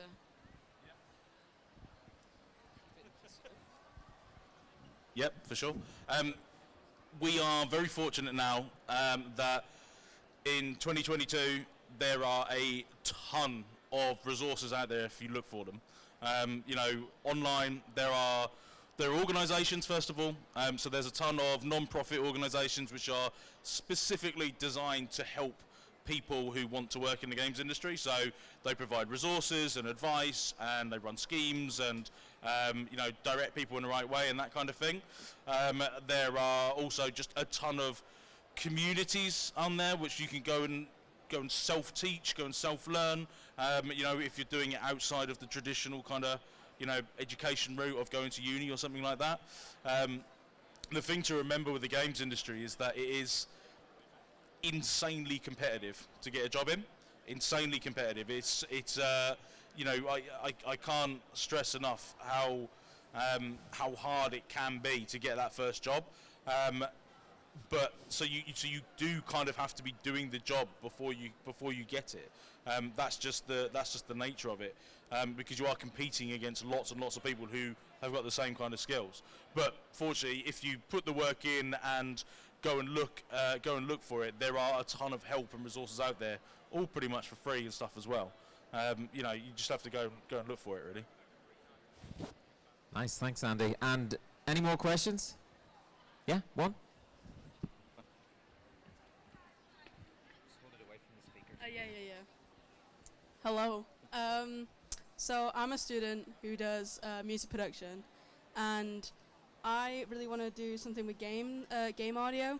That's something that I want to do, but I've never had never had experience. But I've had the opportunity at uni that they're doing a module of game audio, so I took it on, and within the 2 months, I've had the best time with it. And I'm in a similar position that I want to, after uni, because I'm in my 3rd year, I want to go and do an internship, and I don't really know how to go around that because 1, I haven't got a portfolio, and 2, I don't really have a great knowledge of game audio, so I don't know what direction I should go into. So, building a portfolio, so your portfolio is examples of your work, right? So, building a portfolio which shows, that shows that you can do it, shows that you've done it, is necessary. Games audio is one of those roles, and there's a number of these roles in the games industry where they're very niche. They are, you could take a handful of these roles, and people assume that they're much bigger things than what they are. And so what I mean by that is that there's not a huge amount of jobs going for it. To be fairly frank and honest, it's not like there's grant schemes for this, and it's not they're hiring hundreds of people every year.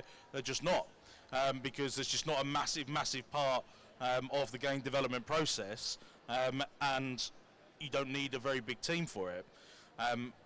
So what you will probably need to do for that is probably look at kind of agencies and stuff. So a lot of studios will outsource that kind of work. So we don't have it in-house. We don't have someone doing sound design in-house employed by XR Games. That's not a role that exists. When we need that kind of work done, we outsource it to someone else, and they do it. And there'll be companies out there, and they will work with lots of different studios and lots of different games. So the best thing is to research them, but you're going to need to have examples. You're going to need to, and the best thing to do is just to do it. Just use whatever equipment you've got access to and that kind of thing, and just do it. But there's also, look at stuff like YouTube, look at communities on Discord or wherever else. There's going to be communities. Twitter is another one for the time being, but there's going to be loads and loads of communities and people out there who do this already that can probably give you much better advice than I can specifically about that. Okay. Oh. But don't give up. Yes, don't give up. Don't give up. So one piece of advice then, just to finish up this panel, what would be the one big piece of advice you'd give to people who are looking to get on and get into the games industry? And maybe we can start over on the other side. My first bit of advice would be try to not put barriers up. Even say if you're going for a role that though it is a fact that it's competitive, that doesn't mean it's impossible. It doesn't mean that it's hard to get in. It's kind of I can't describe it, but don't put up barriers that you'll never get in or it's too hard. And I think it's important to remember that everyone started somewhere and everyone started learning the basics. And there's always, everyone's got a different journey, but everyone has a journey where they started off learning the simple things. For example, I know you mentioned about worrying that you don't know the right things or know enough. I'm in a position now where I'm teaching myself code again, because I learned it in college, but I kind of dropped off doing other more design interests. But I'm teaching myself again, and I've gone back to complete basics, and I feel silly because it's I'm doing the most basic things. But it's important to learn the basics so that eventually when I get to the more complicated things, I'll understand so much better. So kind of just don't put barriers up for yourself, and try to be as open-minded and willing to learn as you possibly can be throughout your whole career, basically. So yeah. I would recommend self-care. Look after yourselves, because you are the basis for your drive and your passion and everything. And if you don't have that foundation that's healthy and strong, then you can you lose the drive. Don't give up. If you're not looking after yourself, you kind of feel maybe you do give up. So make sure you set time aside to eat healthy, do exercise. It's so important for mental health and stuff like that. Yeah. Be the kind of person people want to work with. Be a decent person, be trustworthy, reliable, just be really nice, and to everybody you meet, because opportunities come all over the place. Plus, it's just good to be nice to people. I kind of echo what Hannah was saying in terms of the journey. So focus on the journey a lot of the time. You are where you are now, and games is a dream industry and a dream job for lots of people. That's why it's so hard to get in. And you might have a dream job in your head, whether it's working at a certain studio, on a certain game, on a certain type of game, whatever. Chances are you probably won't get there first time, right? Let's just be frank and honest about it. But use that as your end point. That's where you want to be. So every bit of experience you have in terms of getting involved in making games, whether that's on your own, whether that's in uni, in college, in a game jam, then in a studio, and gradually building up experience and skills and knowledge to eventually get to whatever your end goal is. Treat your career like a journey and just recognise where you are right now, but you are still on that career journey. You're not off it. You're just at a certain point. Going to take one comment or question here. Yeah. My question is for Rob specifically, or for both of you really, just because a few times it's been mentioned that games design is a very competitive industry and an oversaturated industry as well. I've got a nephew who's really into games, and I just kind of want to know why people should still consider studying it. Why is it important to teach these skills, and also what do people learn on a course if they're going to, get into games? Thanks for that. One of the things I love about teaching games is that students come in with that, they love games, and that's probably the end of the thought process. And what they love about learning about the industry is just the sheer breadth of skills and disciplines that they can experience, and they're very transferable skills.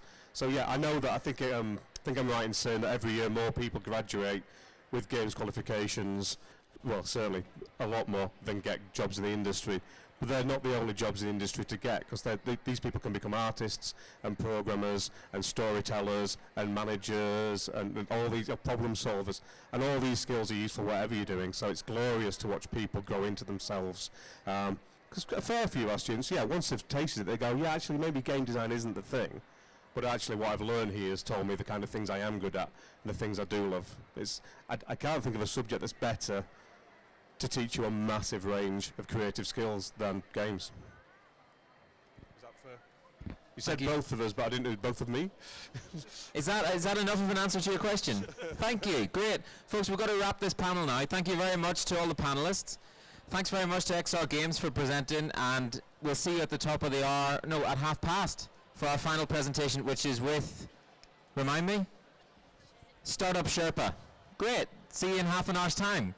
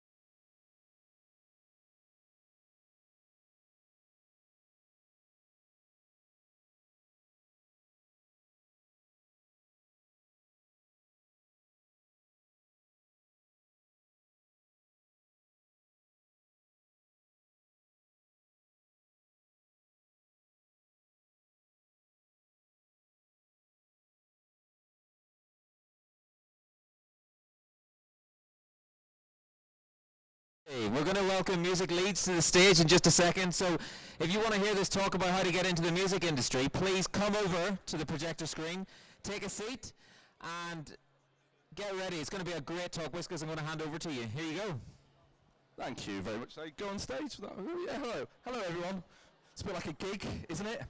Hi, my name's Sam, but everyone calls me Whiskers, so I'll be introduced as Whiskers by other people. We'll do a panel talk shortly, and everyone will call me Whiskers. It's a nickname. When you're in music, you sometimes get nicknames, and I've had that nickname since I was about 17. So I run an organisation called Music Leeds. We have a number of projects, including Launchpad. We've been over there. I can see that we've talked to quite a few of you so far. And just to preempt this,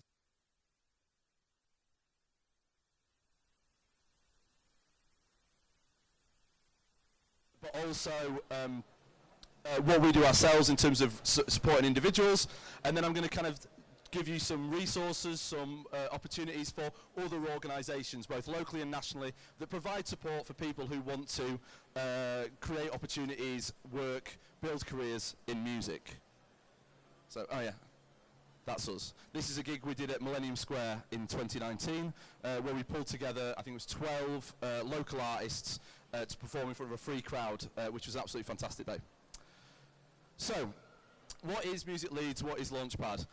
We kind of go by two kind of guiding points, really, about supporting the music community in Yorkshire through skills development, access to career pathways, and creating increased support. So basically, if you want skills development, you want to come to careers, there are loads of fantastic opportunities in Yorkshire that do that, and we try and bring it all together. We, through our opportunities page, again, I can see many of you have been to our stand, you've scanned our QR codes. We constantly, through our social media and our website, post all of that out, which I will talk about shortly. We also think it's really important to create an inclusive music sector, so we try and make sure that as much as possible, any of the opportunities we offer can be accessible to everyone.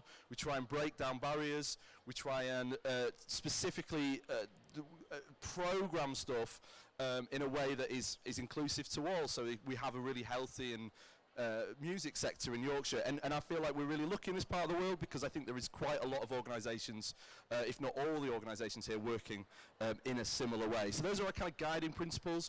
We have support from a whole bunch of organisations, again, both locally and nationally. We work really closely with all the universities here. We work with national organisations that represent all the different parts of the music sector. So again, we can kind of be a conduit for a lot of this work. So, yeah, what exactly does all of this mean? How do we do it? Well, as I've said already said, we create opportunities and resource. So on our website, on our social media, we're constantly shouting about ways in which people can get involved in music, whether that's around performance or whether that's around jobs, funding, backroom, so record label stuff, live events. Really big part of that is social media. So if you follow us on social media at Music Leeds and at Launchpad Music, we are constantly pushing stuff out. So if we hear of any opportunity around music in the region, then we will push it out through our channels. And our mailing list is the best place to get that. We all know that you miss stuff on social media. You know, you might see one post out of 5. Well, every month we do a roundup through our mailing list, and we will send it out directly, as well as our kind of major events. Through Music Leeds, we also celebrate local talent. So the artists that we specifically support, we support through Launchpad. And one of the things I'm really proud of is we run a Music Leeds playlist. So as much as possible, every single musical artist who releases new music, we give a shout out on Instagram. And then we collect a playlist that gets updated every week. And we think there's about, well, we can find about 15 to 20 new releases every week from Leeds artists, and that's everything from classical piano to grime to jazz to indie rock and everything in between. We try and be a music directory and a central point of talent. We actually did an exercise a few years ago where we tried to map the music sector in Leeds. We made a database of like all the recording studios, all the music education organisations, all the rehearsal rooms, all the retail spaces. Some of that is on our website. It's a really hard thing to make a visualization of, and where we've been able to and where it's been easy, we've put it on our website. But what we often are used for, and it's been great to be amongst so many other kind of great music and creative organisations here, is we can often be just asked a question. And like, do you know someone who does this? Do you know an organisation who works in that space? And as much as possible, we will try and connect things. We also try and represent music as much as possible in kind of in spaces. So we work with a lot of networks, whether that's around the local government, the councils, music education, just to make sure that the wider network of music artists, people involved in music, are represented. We work with about 40 to 50 people in music every year on a one-to-one basis, and we hear what they need to push their careers forward. We know what they feel is missing. So when we go and talk to, as I say, whether it's local government or national organisations, we can feed back.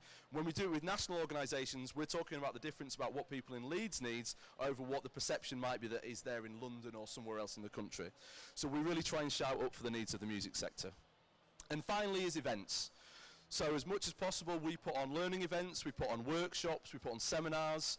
Obviously with COVID, we've done a lot of stuff that's been online. The great stuff about that is it's all videoed on our website. We've got guides around all kinds of different parts of the music industry, but we also do events, whether it's around networking or whether it's around conferences, how to release your music. We bring speakers from across the country and beyond to talk about their experiences in music and advice really to how to push your music career forward.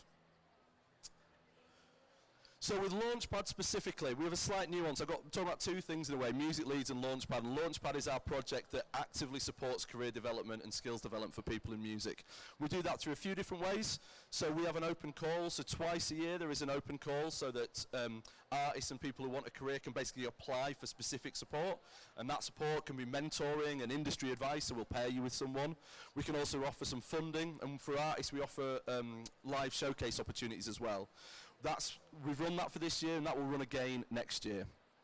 We also offer support for releasing new music, so if there's anyone here who's an artist and writes music and releases music, we basically offer what we call optimization. So we work with key music industry partners to make sure if you're releasing music and you don't have a team, you don't have a manager, you don't have a label, you can basically, we try and give you the tools so that you do that as well as you possibly could, and most importantly, you're collecting all the money that you should be doing. Because I will do another lecture another time, that there is, if you are writing your own music, releasing your own music, you're playing live, maybe you've had some radio play, you need to contact 5 different organisations to make sure all your money is collected. And that's a bit of a nightmare. So if we can help, we can do. If you want to reach out to us and talk to us, we try and make ourselves as available as possible. So we have bi-weekly advice sessions. So every other Tuesday you can book a Zoom with one of our team to talk about any aspect of your career that you might want support on. I mentioned before, we've got a load of online webinars now that you can tap into on our website. And finally, if you are aged between 18 to 25, one of our programs is the Launchpad Future Leaders, and that program is like a leadership development for young professionals in music, and that'll be opening in January or February next year. Oh, so here's some of these bits. Here's some of our events. So on the left is a couple of our workshops and talks that we did last year, and on right is some of the live performance we've been able to feature at Hedgerow House and Howard Assembly Rooms last year. Many of you have checked out our website and looked at our opportunities page. Here's a kind of snapshot of how it looks, with us kind of trying to break down as many opportunities that you will have in music. This is what our social media looks like. We're constantly pushing out opportunities. So in the last couple of months, we've had the fact that DJ School have been looking for a session manager. The Great Escape, which is the biggest festival for new music in the UK, we're doing an apply to play. And East Leeds FM, Chapel FM, we're doing a programme to bring forward new radio presenters. So there's always stuff happening, really, locally. And here's a snapshot of some of the releases that we have promoted through our playlist of new music. Music directory. So that's a snapshot of what we really do as Music Leeds. But the last little bit I want to talk about is where you can go to find other support within the city. And I'm really aware that many of the people I'm going to be talking about are here and looking at me, and I really hope I don't misrepresent them. So hopefully they'll have an opportunity to do that.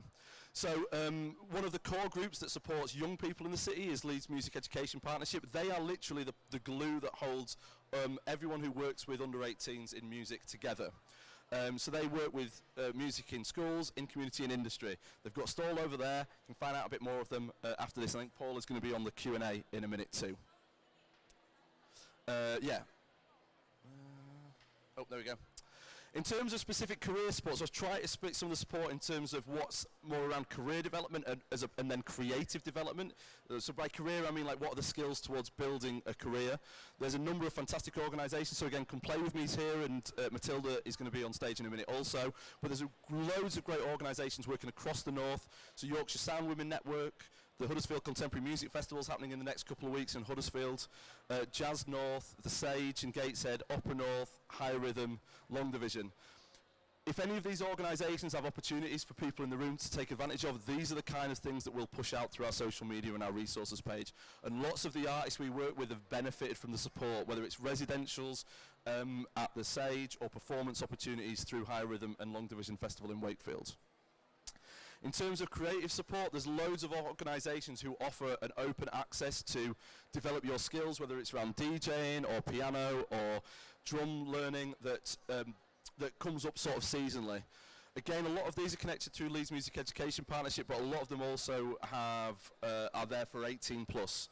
Again, if any of these organisations have opportunities to get involved with, we will try and shout about it on our socials. And then, you know, if you're based in Otley, you might find that Woolpack Studios is a really great connection for you. Hopefully you can understand that and where you might want to go on.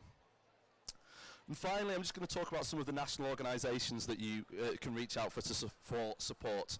There's a couple of key ones, and then if you're at a level to really develop professionally, there's some really great funding organisations there, which are at the bottom. So I really want to give a shout out to this. Ollie from UK Music is going to be on our panel shortly. This careers information pack, is this still up to date, yeah? If you are, a few people I've talked to today are thinking about how they're maybe studying for their GCSEs and their A-level and building a career where they'll go to university and find some work experience. This is one of the best one-stop, if not the best, one-stop to cover all those bases in terms of how music works at an FE level, what it's like to enter the workforce, and the variety of higher education courses in the UK. It's really great. If you're not aware of UK Music, it brings together all the different facets of the UK music sector, so you can kind of spin off and talk about record labels or the live sector or whatever. So I do recommend you check that out. It's just on their website. The other thing I want to shout out is a funding organisation called Youth Music. This is a really interesting organisation because it doesn't just fund music organisation, it funds young people too. So if you're aged 18 to 25, they actually have a funding scheme called Next Gen that you can apply for. And in fact, we've supported in the last round, there was a couple of artists from Leeds who got funding to develop their own careers, develop their music, develop their projects.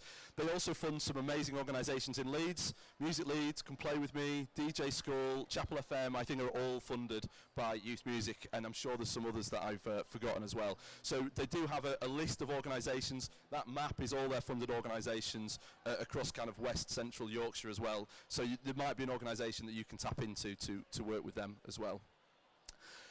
Creative and Cultural Skills also have a website where you can look at different roles. Again, a few people have asked me about all the different roles that are available within the music sector. This is as good as any kind of breakdown of all those different roles, whether it's technical staff, promotions, record labels, A&R. It's quite a good guide, and hopefully it can give you a jumping off point to talk to some other places too. And this is where to find us. I'm very pleased that I spent last night creating QR codes and links to all our socials, because people seem to be using them, because we spend a lot of energy trying to find opportunities so we can share them with you. So please, if this resonates with you, do connect with us. We do shout about as many other organisations and programmes as we could. There's the websites, there's the social media.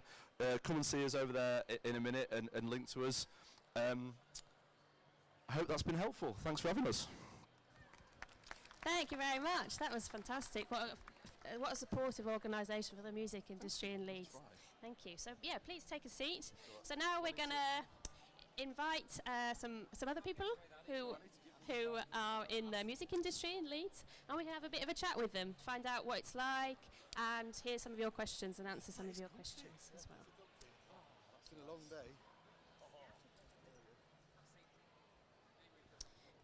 Scoot up a bit.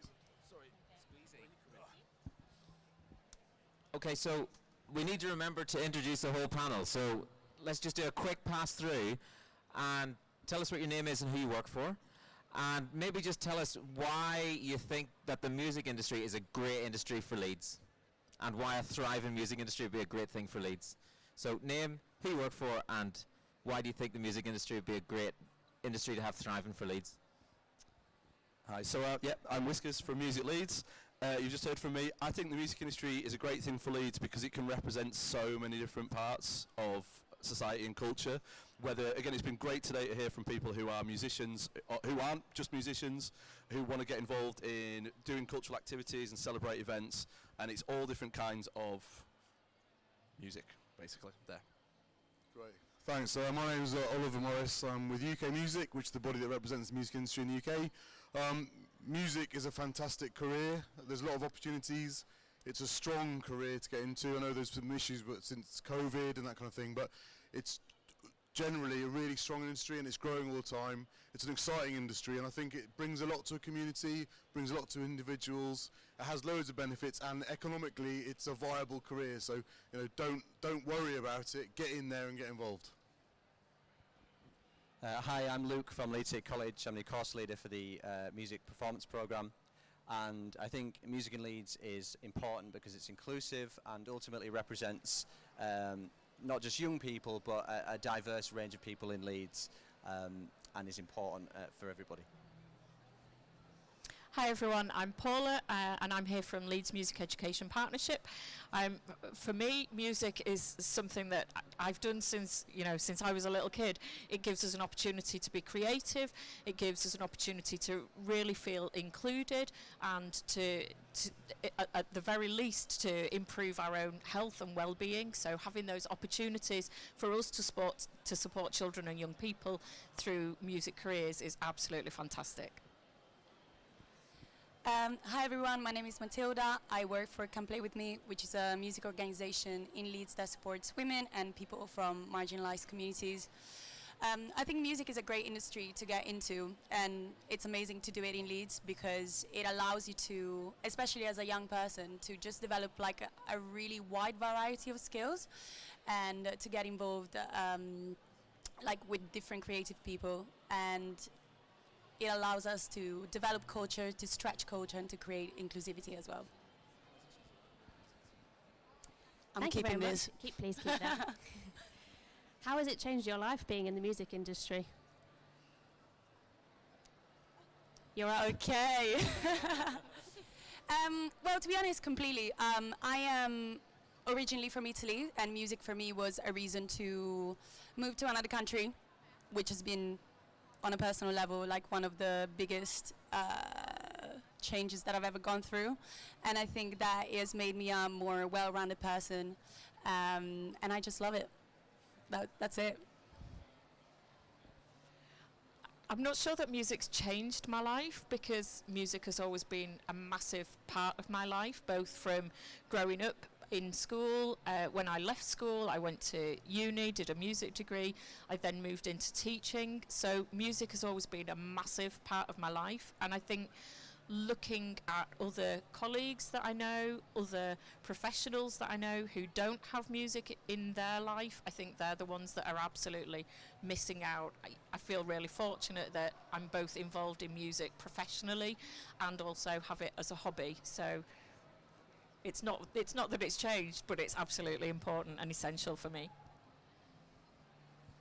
I think I'm very sort of fortunate in that music sort of permeated my life throughout my career, and ultimately everything I did in music, whether it was being in a band or going to university with Whiskers, and has led to quite a great creative skill set that's allowed me to do quite a lot of things.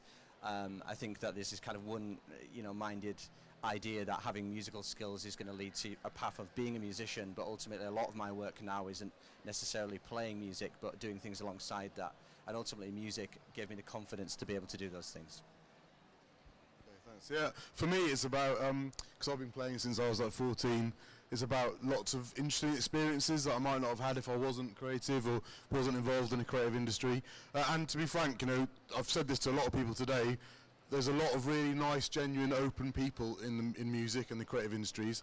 So, that's been that's been life-changing in many ways. You meet some fantastic people, and a lot of my mates are in the music industry or in other industries. So yeah, lots of approachable people. Again, so I said this today a lot. If you have a question, ask someone. They'll talk back to you, definitely. Yeah, I mean, I just have to echo bits of all of that, really, for me. But for me, it just allowed me to experience so much and make so many friends. Like, I'm still really close friends with people who I worked behind the bar at a music venue with 20 years ago. I got to travel the world. I got to live in another city for a short time in the other side of the world. I got to spend a lot of time having fun. I got to hear my music on the radio. Those are pretty great things, and so I wouldn't have done anything else. I have to fight every day to keep it as my career, because I don't really think I could do anything else. Nice, thank you. And I'd love to know, what was it that really gave you your first opportunity to turn what is a love and a passion into something that could be a career that you also love? I don't know what the first thing was. I never let it go was the thing. So I always say this thing. I grew up in Wakefield, which everyone will hopefully know, and if you wanted to go and play live, you had to do it yourself. And I think there's a really interesting thing around that ethos when you're sort of forced to create the opportunities for yourself. And in a way, I feel like lucky that I had to do that, because it made me realise it made me confront pretty quickly. So I was lugging PAs into pubs when I was 16. And so at that point on, like I just said, I didn't want to have to do anything else.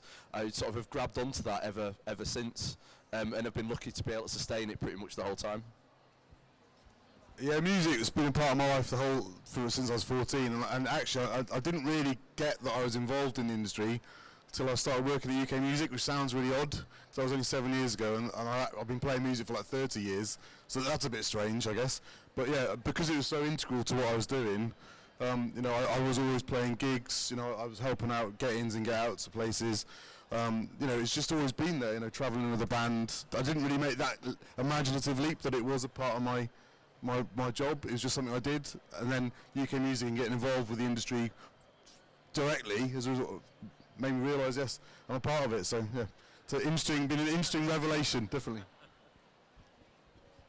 I think that the turning point of music becoming more of a career pursuit was the very first time I received the PRS funding, which you may or may not be aware of. I know Whiskers had touched upon that already, but I think at that point it was the idea that somebody would invest money into what it was you were doing, and I was very fortunate to receive PRS funding actually a further 3 times, and then some other funding as well. And I think that the idea that people were willing to put money into what we were doing without asking for really anything in return other than to advertise what it was that they were doing, I think that was really a turning point into believing that this could work. I think for me it was back when I was at school. I was really lucky that I had really supportive teachers who kind of identified that perhaps I had a bit of talent and potential, and really encouraged me and pointed out places to go where I could go and play music with others, and really supported me in making my choices. Then at A-level I went to sixth form college, and then had really good opportunities then with really good careers advice to support me to then being able to make that decision to move forwards in music and take that forwards as a career. So I guess it's thinking back to those teachers at school who showed me all the different opportunities that were the turning point for me. I think for me, like, the first opportunities that I can identify are the opportunities that are given by collaborating with people that are starting out with you. I feel like a lot of times when you're an artist, or when you're like someone that wants to start out on an industry level, it's easy to be like, oh, like I really have to look at all these organizations, which is amazing and they are there for you. But I think that it's also important to look at the people that are around you, the people that are trying to emerge and to kind of like to create that career at the early stage like you are, because together you can do so much more. And so for me it was like collaborating with those people and starting to do music and starting to think about what events I might be interested in putting on and doing it independently, and that eventually gets you to higher places. That's it for me. Thank you very much. Over to you. Do you have any questions for the panel today? Anything you're wondering about the music industry, their roles, jobs, how you get into it? Any other questions you'd like to ask? Yes. Take one over here first. Sorry. Do you have any role models that really inspired you, like when you were younger?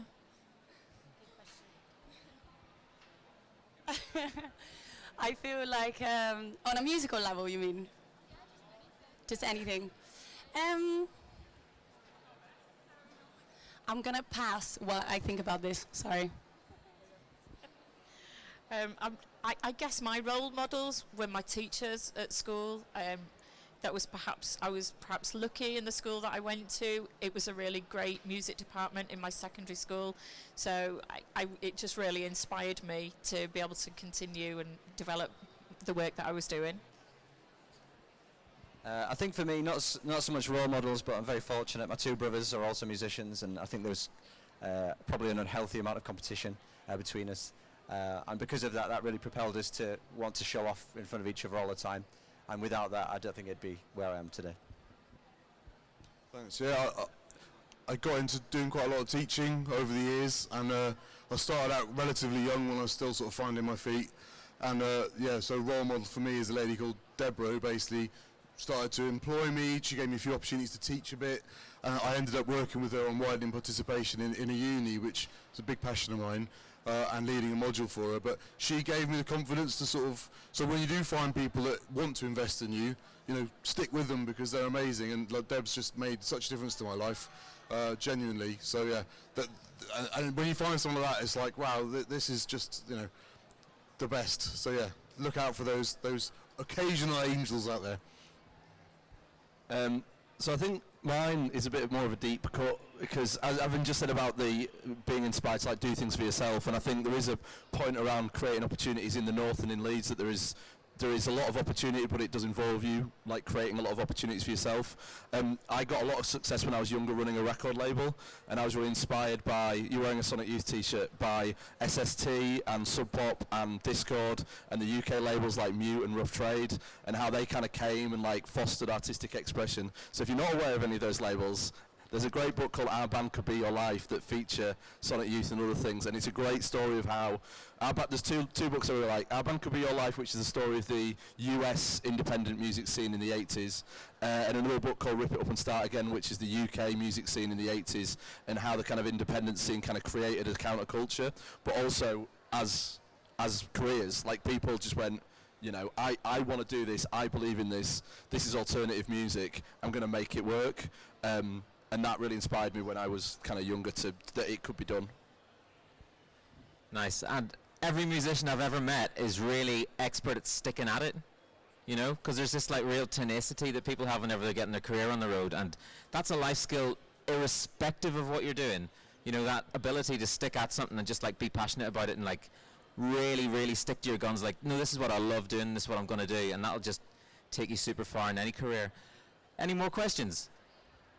Be lovely to have one more, and then we can wrap the panel. Hello. I think I asked the question earlier to another panel. Is it scary to be a freelancer, and how do you get over the fact that you might not get a salary at the end of every month? Because that would terrify me. So how do you get over that fear? I don't think I'm over that yet. I think it is scary being how many of us are freelancers? I suppose yeah, half and half. I think it is scary. I think it's one of the biggest problems to access with the music industry. I think the flip of that is it allows you the freedom to explore different aspects of a music career, while you might have to do something that is not music that roots you. But I think what that means, especially when you're young, is you can explore lots of other roles. When I was young, I'd say I worked behind a bar in a music venue, which allowed me to do lots of other things and meet all the right people. But I think there's the nuance is which part of the music industry you're in, because, for example, if you're in like in sound, if you're a technician, it can be quite regular, or I'd say a music teacher, it's quite easy to find that in a regular income. One of the things I also teach at university, I have to confront a lot of students who want to be performers is that is inherently freelance, because there's no, if you're writing your own music and releasing your own music, that money comes direct to you, and I think that's one of the hardest things, but with momentum you can get there. Yeah, I'll just say I'm not a freelancer. I do the odd bit now and again, but you know, you will discover this music is full of portfolio careers, so you will generally juggle quite a few things. So yeah, I mean, it must be a scary thing. I'm fortunate it doesn't affect me at the moment, but yeah, sort of roll with it and accept that you might have to do multiple, especially when you're starting out in your career, you might be doing multiple things to make it happen, you know. Yeah, multiple things. I think I found a job that was supporting what I was doing. I started working in music education sort of about 8 years ago, part-time, and that allowed me to do other things as well. And I think that having that regular role, you know, that would always pay at the end of the month was really helpful. But also a role that allowed me to go on tour or take time off to write music is very, very supportive in that, and it continues to be so. So yeah, I think trying to find an employer, if you need something as a backup, an employer that's supportive, and ideally something within music as well. So within our organisation, which is a service that is employed by schools, we teach instrumental teaching within schools and within our music centres across the city. I think we're probably the largest employer of music educationalists within the city. We have about 150 on our payroll, and the majority of those are part-time, and that gives them exactly the opportunity to have that portfolio career, so maybe working for us 2 or 3 days a week, in some cases just one morning a week on a Saturday morning, and the majority of those employees also have other opportunities to pick up freelance work and so on. I think that when it comes to like working freelance or just kind of like starting to work in music, it's really helpful to kind of like really ask yourself like what it is that you need on a personal level. Like I graduated in 2020 from Leeds Conservatoire, and me and my friends who are all the same age kind of like ended up being in the real world, and we're like, cool, I have to pay rent now, great. And I think like what I've observed over the last couple of years is that everyone's different. Like one of my housemates is like a freelance musician, like completely, and he deals really well with the pressure of that, and he loves the freedom of that. And like sometimes he will be a little bit like, cool, yeah, I have to pay rent. And that's a choice. But then at the same time, I think that if you're someone who needs to know that you can pay your bills, and that will make you like more creative and more calm to approach your creating work, then do that. Like there is literally like no problem, or like it doesn't make you any less of like a creative person to say, actually, do you know what, I'm gonna like pick up a couple of shifts in a bar for like 6 months, because then I can just be a little bit more like easy on myself, I can pay the bills, and then maybe you'll write the best EP of your life as a result of that. So I just think about what works for you. Lovely. And that ties it nicely into the last question I have for you today. What advice would you give to people who are looking for a career in music? I was hoping I'd have more time to think about it than that. Keep your eyes and options open, really, I would say. I think I always wanted to be in a band, and I ended up running a music venue, running a record label, and now I run an organisation that supports other people, and I've loved pretty much every minute of all of those different jobs. I think, yeah, having your eyes open, being open about which part of the music sector you fall into will give you the most opportunities to build a career, basically. Yeah, I'd say basically utilise the organisations that exist to support you. I'm bound to say that, because I'm here for UK Music, but there's plenty of organisations out there that support you and are set up to help you in your career. So, you know, approach them, don't be shy, follow them on socials, get involved, basically. Yeah, that's it. My advice to anyone is just say yes. If somebody asks you to do something, just say yes. Doesn't matter whether you can do it or not. You'll pick it up on the way. I've run events, I've DJ'd, I've never DJ'd before, I've played instruments I've never played, and I've got work again after it. So if somebody asks you can do something, just say you can do it and learn it along the way. Yeah, I think I'd probably echo that. There's some occasions in my past where I've definitely been asked to teach things that I didn't really have much of a clue about, but you learn very quickly when you're in that position. I think my other bit of advice would just be follow your heart. because if music's your passion, no matter whether you try other careers, you'll always come back to music. You'll always want to do that. So even if people try and suggest you do something else, someone once suggested that I didn't do anything to do with music and that I just did science A levels, and I can't think of anything worse. My heart wasn't in science. My heart's always been in music. So do the same. Follow your heart. Got to. I think I'm going to recycle a piece of advice that I got from a friend once. Basically, like, I was in uni and I was kind of thinking about, like, okay, like, what am I going to do after uni? How am I going to get into the industry? And this friend of mine was like, well, now that you have time, and so if you are a student, this is like a great time to do it. Just do something that is just yours, and it can be as small as I don't know, like putting on a tiny event in a cafe one afternoon where your two friends play guitar, or just, I don't know, like designing a poster, and then see if there's a band playing that like needs a poster and stuff like that. Because at the end of the day, like organizations that can give you opportunity, they just want to see that like you are proactive, that you are someone that already kind of can be independent in whatever work they might give you. So yeah, just my advice would be just do little bits where you can, creative bits, and just trying to present yourself in the best possible ways to organizations. And yeah. Amazing. Thanks, everybody. And I think, remember the love. Don't give up. Sometimes it can take 10 years, but generally if you just stick at it, it comes to fruition. And I just loved hearing all of your stories, and thank you very much to all the panelists. Thank you so much. Thank you. And yeah, big round of applause. And our last panel this evening will be in 30 minutes time. So please come back if you'd like to hear from Startup Sherpas. Thank you.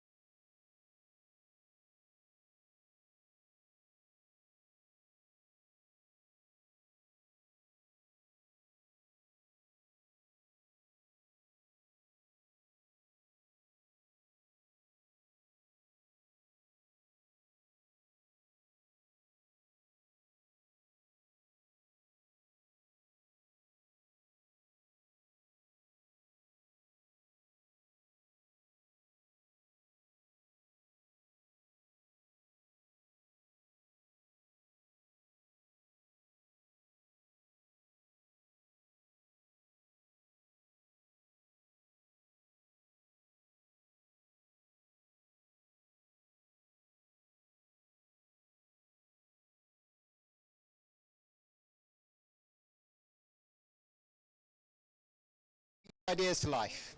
How to do that through startups and through innovation projects.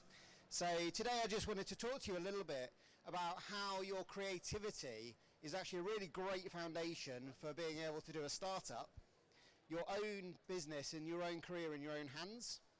Because actually your creativity is one of the main assets you have when you start your career. And you can use that. Every business needs some sort of assets to be able to start. You need something to start with. And so often you hear about people going and getting funding from companies like venture capitalists, but that's relying on other people. And with your creativity, you can actually start your own startup yourself without having to rely on other people to be able to give you that opportunity. So when you're starting a business, a lot of people think of it about starting a business as something very serious, a very kind of sensible thing to do. And I just wanted to share a little bit about my journey so far. So I think of starting a business a bit like having an adventure. And so I actually started an airline accidentally a few years ago. And that was because I saw a problem when I was trying to book some flights with them being too expensive. So I just decided to try it and try to start an airline. It's really hard to start an airline. Turns out that it's not an easy thing to do. But what I found out was a huge amount about the aviation industry and how much I didn't want to work in the aviation industry. I also accidentally started a business selling truffles to chefs. Again, I was trying to write a blog post about how to make sure you can weed out the ideas you have that are stupid ideas early. And I did a lot of experimentation, which is one of the things that we teach on our programs, is to just take your ideas and experiment and learn with them and have an adventure. Unfortunately, everything said yes, people do want to buy these truffles, and so I was having this import and export business of truffles, which is a very, very expensive product that goes off very quickly. It's very hard to deal with. And again, I realised that I did not want to be in the import-export business dealing with fresh produce. So I've also done a few things where I've worked with big companies, and most recently I worked with Vogue. So they do the magazines for people in fashion. And so I ended up actually creating their first business-to-business publication for the fashion professionals in the world. And that was another adventure where I got to go and experience a company culture that they've made films about. You may have seen some of the films about Vogue's company culture, so I'll leave that story there. But it was an interesting experience of working with a very large company to create a new product that actually is still around at the moment. The main thing from all of this is that you'll see up there, there's a little box that says fantastic failures. So my business partner Dan and I sat down and we created a podcast about our fantastic failures, because one of the things that I want you to take away from this little talk is that starting a business, it doesn't have to be serious. It's actually about what you learn on that journey that you go on. And when you do that, every time you learn, you get a bit more. So actually you get more successes the more times you do it. And that's a really, really important thing that we teach, because on our programs we're a little bit different to some of the other startup programs that you might see, because one of the main things we teach you is to quit. We ask you to quit every 2 weeks on our programs if you're doing a startup program with us. And so we say you have to quit after 2 weeks, or you have to justify carrying on. You have to write down, what evidence do I have that makes me want to try and carry on with this? And if you quit, you have to have a quitting party like you just won the lottery, because it's actually the best decision you can make when you're doing a startup is to quit. Because if you remember, it's just an adventure. What happens as you go along on the adventure is that you get more and more attached to that idea. And in the startup world, what happens is 95 out of every 100 businesses that are started fail. And if something fails, that's something that happens to you. It can be quite an unpleasant feeling when something fails. But quitting is something that's very empowering. It's your decision to make to quit. So we find that that's a really important thing to teach all of the entrepreneurs that we have coming through our programs. So I just wanted to tell a couple of stories of what I mean by creativity. And so these are two stories that are slightly different to the dancing and to some of the kind of TV stuff that we've seen over there. This one over here, the $1 Million homepage, was someone having an idea to make money. I'm going to sell every pixel on my homepage for £1. That was his idea. And the thing that made him £1 million was doing it. Just not blocking himself, not going, oh, that's a rubbish idea, that would never work. Actually, he just went and had the adventure, and the guy who created that actually made £1 million from just selling pixels on his homepage. And this guy the other guy is a man called Shed Samove. So he actually was a writer for Big Brother, I think, and The Big Breakfast a while ago. But he took his creativity in a totally different direction, which was he makes novelty toys. And those novelty toys are him just taking words and matching them together and just turning them into physical products. And all he does is he thinks about words, he mixes them together, and then he goes and creates a product. One of his products is just a ball of nothing, so you can give nothing as a present. So the way that he turns that creativity into money is just a really simple link between those words and creating something that people can buy. So we offer you not only the opportunity to do your own startups, but we will pay you to come and do work experience with us. So we run work experience programs where you join with 100 other young people to take part in challenges that we work on, often with our sponsors, who are people like the council or businesses. And so you'll get paid to participate in that and start your journey in bringing your own ideas to life. And so I'd encourage you and people you know to sign up at our website to be able to do that. And I just wanted to leave you with this, which is the key message that I wish I'd known when I started my career is it's just an adventure. It doesn't have to be something super serious, that you can actually bounce from journey to journey and discover new things. And when you think of it like that, it's actually a really fun way to look at your creativity, turning that into the way that you make money for yourself. So thank you very much. I hope you enjoyed that little exploration of what we think of as creativity and how it can be turned into your startup. Thank you. I think we have a panel coming on. We do.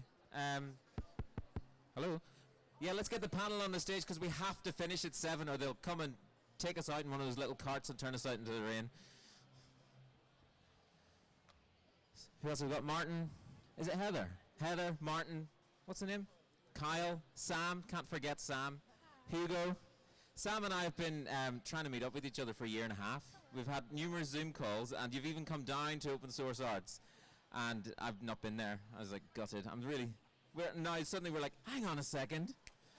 Finally got a chance to meet each other. So I want to talk a bit about whenever you're an edge dweller, right? You're doing your startup, you've got this great idea, and I say edge dweller because you're kind of like on the periphery or the edge of what is ordinary in the work sector or the social sector that you're in. And sometimes it can feel a bit rocky and you want to stay steady. And I think there are two kinds of support that we can give ourselves. One of them is like having a really strong core of conviction, and the other one is having really good quality external handrails that you can lean on, which can come in the form of good friends or colleagues or mentors. So my question is, where do you get your inner strength from, and who or what form your external handrails to keep you steady when it gets rocky so you can stay on course?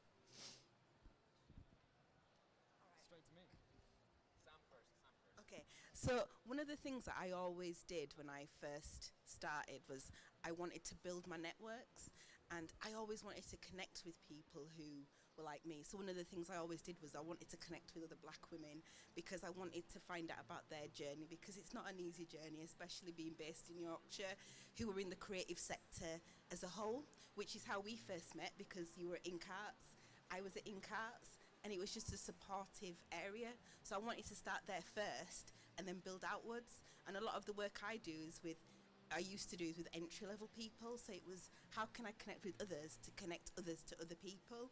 Because it's an industry that I work in of connections. And without your connections, it's really hard to get on. If you don't know people, if you don't have someone to talk to, someone to email, someone to just go on LinkedIn with, it makes it even harder.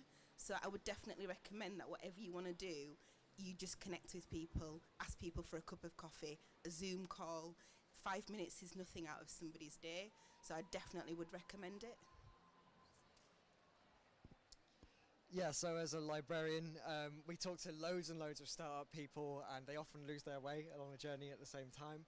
I think sometimes it's just actually remembering like why you got into it in the first place as well, and actually remember like what your passion was that's driving it. That's your value proposition. That's why you get out there. People buy into individuals as well, so remember to like actually bring your personality forward, and that will help draw you back into like why you were getting there in the first place, because sometimes you can get lost doing your business plan, you can get lost with all the preparation, but yeah, I think it's just remember you did this for a reason. Why do you love it? And then get back to it as well. And I think it also helps like if you've got people around you who are also like creative, because then you know they can come to you and be like, I've got an idea, we can do it. Because I mean, nothing stops you from doing that first idea, that second idea. Just doing it, like showing yourself that you can do it and showing that you've got a passion for it, I think also helps a lot. Thank you. And I also, hi, I'm Heather, by the way, and I ran an events company in Leeds. It was called Midweek Music Club, and we were founded from trying to a community of people looking for a space that didn't exist. So my kind of handrails, my community, was the people around me. As a student, we had so much creativity and so much drive, but we didn't felt like we had a home to put that into. So we had to get together and create that for ourselves. And through creating that, we forged our own pathway into finding out how to do it, and we forged our own connections, not only with each other, but it's a very common feeling, I think. So we found more people who wanted more than was being provided, and our common goal was to take action against that. So I think sometimes even when you feel like, oh, there's no place for my business, or there's no one else around, so I don't know how to do it, it's about just having the passion and the desire to a point where you think, you're not going to give it to me, I'm going to take it for myself, I think. Hugo. To you? Sorry. I love that answer. That was brilliant. So I think everything that you guys have said is already nailed it. I think that the thing that I actually love the word porpoise, because it reminds me of purpose. And so I've done a lot of startups, and now I have a startup that's mission-based. Makes everything way easier, because it's actually not just a problem to solve, it's my problem to solve. I started my first startup when I was 6, and I joke that I have a PhD in failure. You know, I've got a podcast which is Fantastic Failures, and that's what means that I've got something specific to offer in terms of teaching people how to do those startups. Previously, I tried to take on the conveyancing process. I don't know anything about conveyancing. It's just a problem. It wasn't my problem. And I think that personal feeling that you're expressing there with that energy pretty actually resonates with that. Nice. Me? Oh God, I think strong purpose is super important. Yeah, strong purpose and good company, like good quality company, because sometimes the difference between sticking at it and just packing it in it's a very fine line, and it can just be the enthusiasm and the confidence given to you by the people who are around you. So if the people who are around you aren't supporting you as a human being, then you need better company.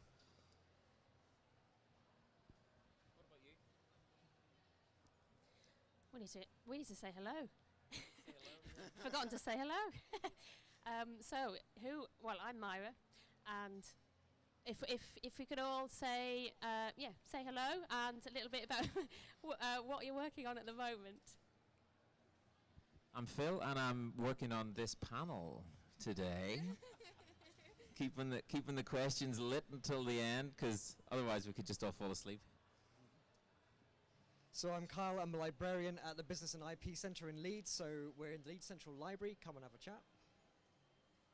Hi, I'm Sam and I work for Triforce Creative Network as a talent development coordinator, helping people get into the industry and hopefully stay in. Hi, I'm Martin and I work for Employment and Skills, which is part of the council, and we put on this event today. And I make videos.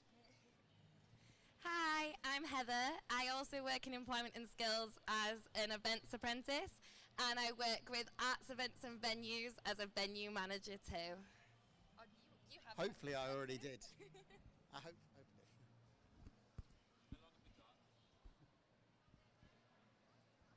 Thanks. So we've got a whole 10 minutes. Has anybody got any questions? Or is anybody thinking of starting something up, and do you have any questions for the panel? Please. Have you got a question? Come on. Hang on. One here first, and then we'll hear from Myra. Yeah, my name's Judah. I'm 11 and I want to start a startup. And my question is when do you know which is the correct industry for you to go in? What a great question. When do you know what's the right industry for you to go in? So that can be a journey, and if you want to start a startup and you already know that, what I'd really encourage you to do is, well, first of all, to come on our program because we can help you do that, but actually just try it. And just try it and just recognize that it's an adventure. So you're going to find some stuff out about you, about the world, about what you like doing, about what you don't like doing, and that might work, and you might decide that it doesn't work and try something else. And then you'll have some knowledge to find out which industry is best. But just getting started is a really good starting point, and starting at 11 is a great time to start. Hi. Yeah, I think it's so great that you're so interested, and I would just say that sometimes you don't have to find the right thing can find you. Like, trial and error is such a real process, and sometimes it might feel difficult because none of us want those errors in our lives. But I think, like you're saying with your failure and stuff, failure is just the start of a new chapter. So I think it's worth trying whatever you want to do if you feel it's right in the moment, and then if it doesn't feel right later on, just don't feel stuck. There's always further opportunity and another chance. So, long ago now, back when I was picking what I wanted to do, game design felt like something that would suit me. And then I studied it for 2 years at college and 3 years at uni and realized I didn't like it. So on the side, I started making videos, small little YouTube videos, gaming videos, all of that. And then the right people saw them, and now I work for the council. So, your journey may be long, but eventually you will find what you want to do, and just follow that. Yeah. I do think it's a very good question, and I love that you're 11 and you're doing this now. I think it's a difficult one. I never realised what I wanted to do until I was 28, and I still don't think I know what I want to do yet. I'm literally I said earlier, I say yes to things that frighten me, because I think that's really good for me, because it puts me out of my comfort zone. I said yes to this morning. I didn't even know what it was, but I said yes, and I'm here. And I think it's really important that we do that, because you never know what skills that you're going to get from it. You never know who's going to notice you. You never know what's going to come. I started my first business when I was 31, very reluctantly. I still sort of have it, don't really touch it, and it's figuring out the purpose all the time and being comfortable with failure, and just figuring out that it's okay. It really is okay to fail. Every day is a learning day, and don't worry about it. You might well have 12 companies by the time you are 22, but at least you're doing something. But remember to write down every skill that you've gotten from every business that you've set up and get it on your CV, is the thing I'd say to you. Never too early to have a CV. Okay. I think to build up on the points from earlier as well, experimenting is really good, and then just finding out what it is that you want to do. But don't worry about actually needing to know everything, because there's a lot of support out there for you as well. So remember that someone probably knows the answers to the problems you're coming through as well. So talk to other people, but also know what services are in your area as well, because they'll be able to help you build on your project as well. So you're never alone with that as well. Great question. Any more questions? Hang on a second. Hang on a second. Just one extra thing. We've talked a lot about failure, right? And it's loads easier to bounce back from failure if you really love and care about the thing that you're doing. So I think like big important thing, if you're going to start a startup or do any project, try and do something which you really love and which you really care about, because it makes it easier to keep going whenever you get a setback. Not just something that you're good at, but something that like, you really love. What was your question? No, I'm wondering if there are any more questions. Any more questions from the audience? Gabby, have you got a question? Have you got a question? You're having a little cry, sorry. It's been so brilliant. And also, I'd like to give a big round of applause to the team that's put this all together today, because you've all been working super hard behind the scenes. And to all of the dancers who've been performing every hour for 5 or 6 hours, like big massive round of applause. And to all the exhibitors, huge round of applause for all of you, thank you. I give you the microphone, you can say it yourself. And a huge thank you to Open Source Arts for all of this. They've been working non-stop since 7. Amazing, thank you. We've been trying to get Gabby on stage all day, so we've got a little bit of time for any last sentiments from the panel. Would you like to just give a couple of closing words, maybe like the last little bit of advice before we close, and then we can wrap up the day? And let's just do a round, and then we can finish. Thank you. Just that your ideas have power as well, so please do keep coming up with new ideas as well, but remember that also you can build on that as well. So I mean, don't forget about us. You can do that. Keep going is what I would say. Often at the time that you're worried that it's not working is a time that success is ready to come. And always ask for help. There's always somebody. I always believe that people can offer you at least 5 minutes of their time just to listen, and that's so important. So just keep reaching out and keep pushing on. If you don't have the motivation to do something at this moment in time, write it down. You can do it later. There is no rush on your ideas. I think I would say that even if you do end up doubting what you're doing, don't doubt yourself. Your idea doesn't have to be a reflection of who you are, and one failure doesn't make you a failure. 100 failures doesn't make you a failure. And just to make sure that you don't get yourself too bogged down in the bad stuff, especially when you're starting, because you're not used to it yet. Absolutely, all of that, right? And have fun. The whole point is it's an adventure, right? That is about having fun and discovering stuff and enjoying it. And I would say always remember the power of your enthusiasm. For whenever we have a good idea, we're like, oh, I'm not going to tell anybody because I'm afraid they might steal it. And I want people to remember how powerful enthusiasm is in getting your idea out there, and for other people to join you in making your idea happen. So share 100%. And talk enthusiastically about it. Yeah. People aren't going to steal it because they don't love it as much as you, so just talk about it and do it. And all the hard work's still to come when you have an idea. Yeah. Okay, big thank you to all the panelists today. Big thanks to Myra. Big thanks to David, who's been doing the sound, and also to, where is he, Andy, who might be behind the projector screen, who's been doing all the projections. And hope to see you next year. Go and do it. Thanks, everybody. Bye. Hey.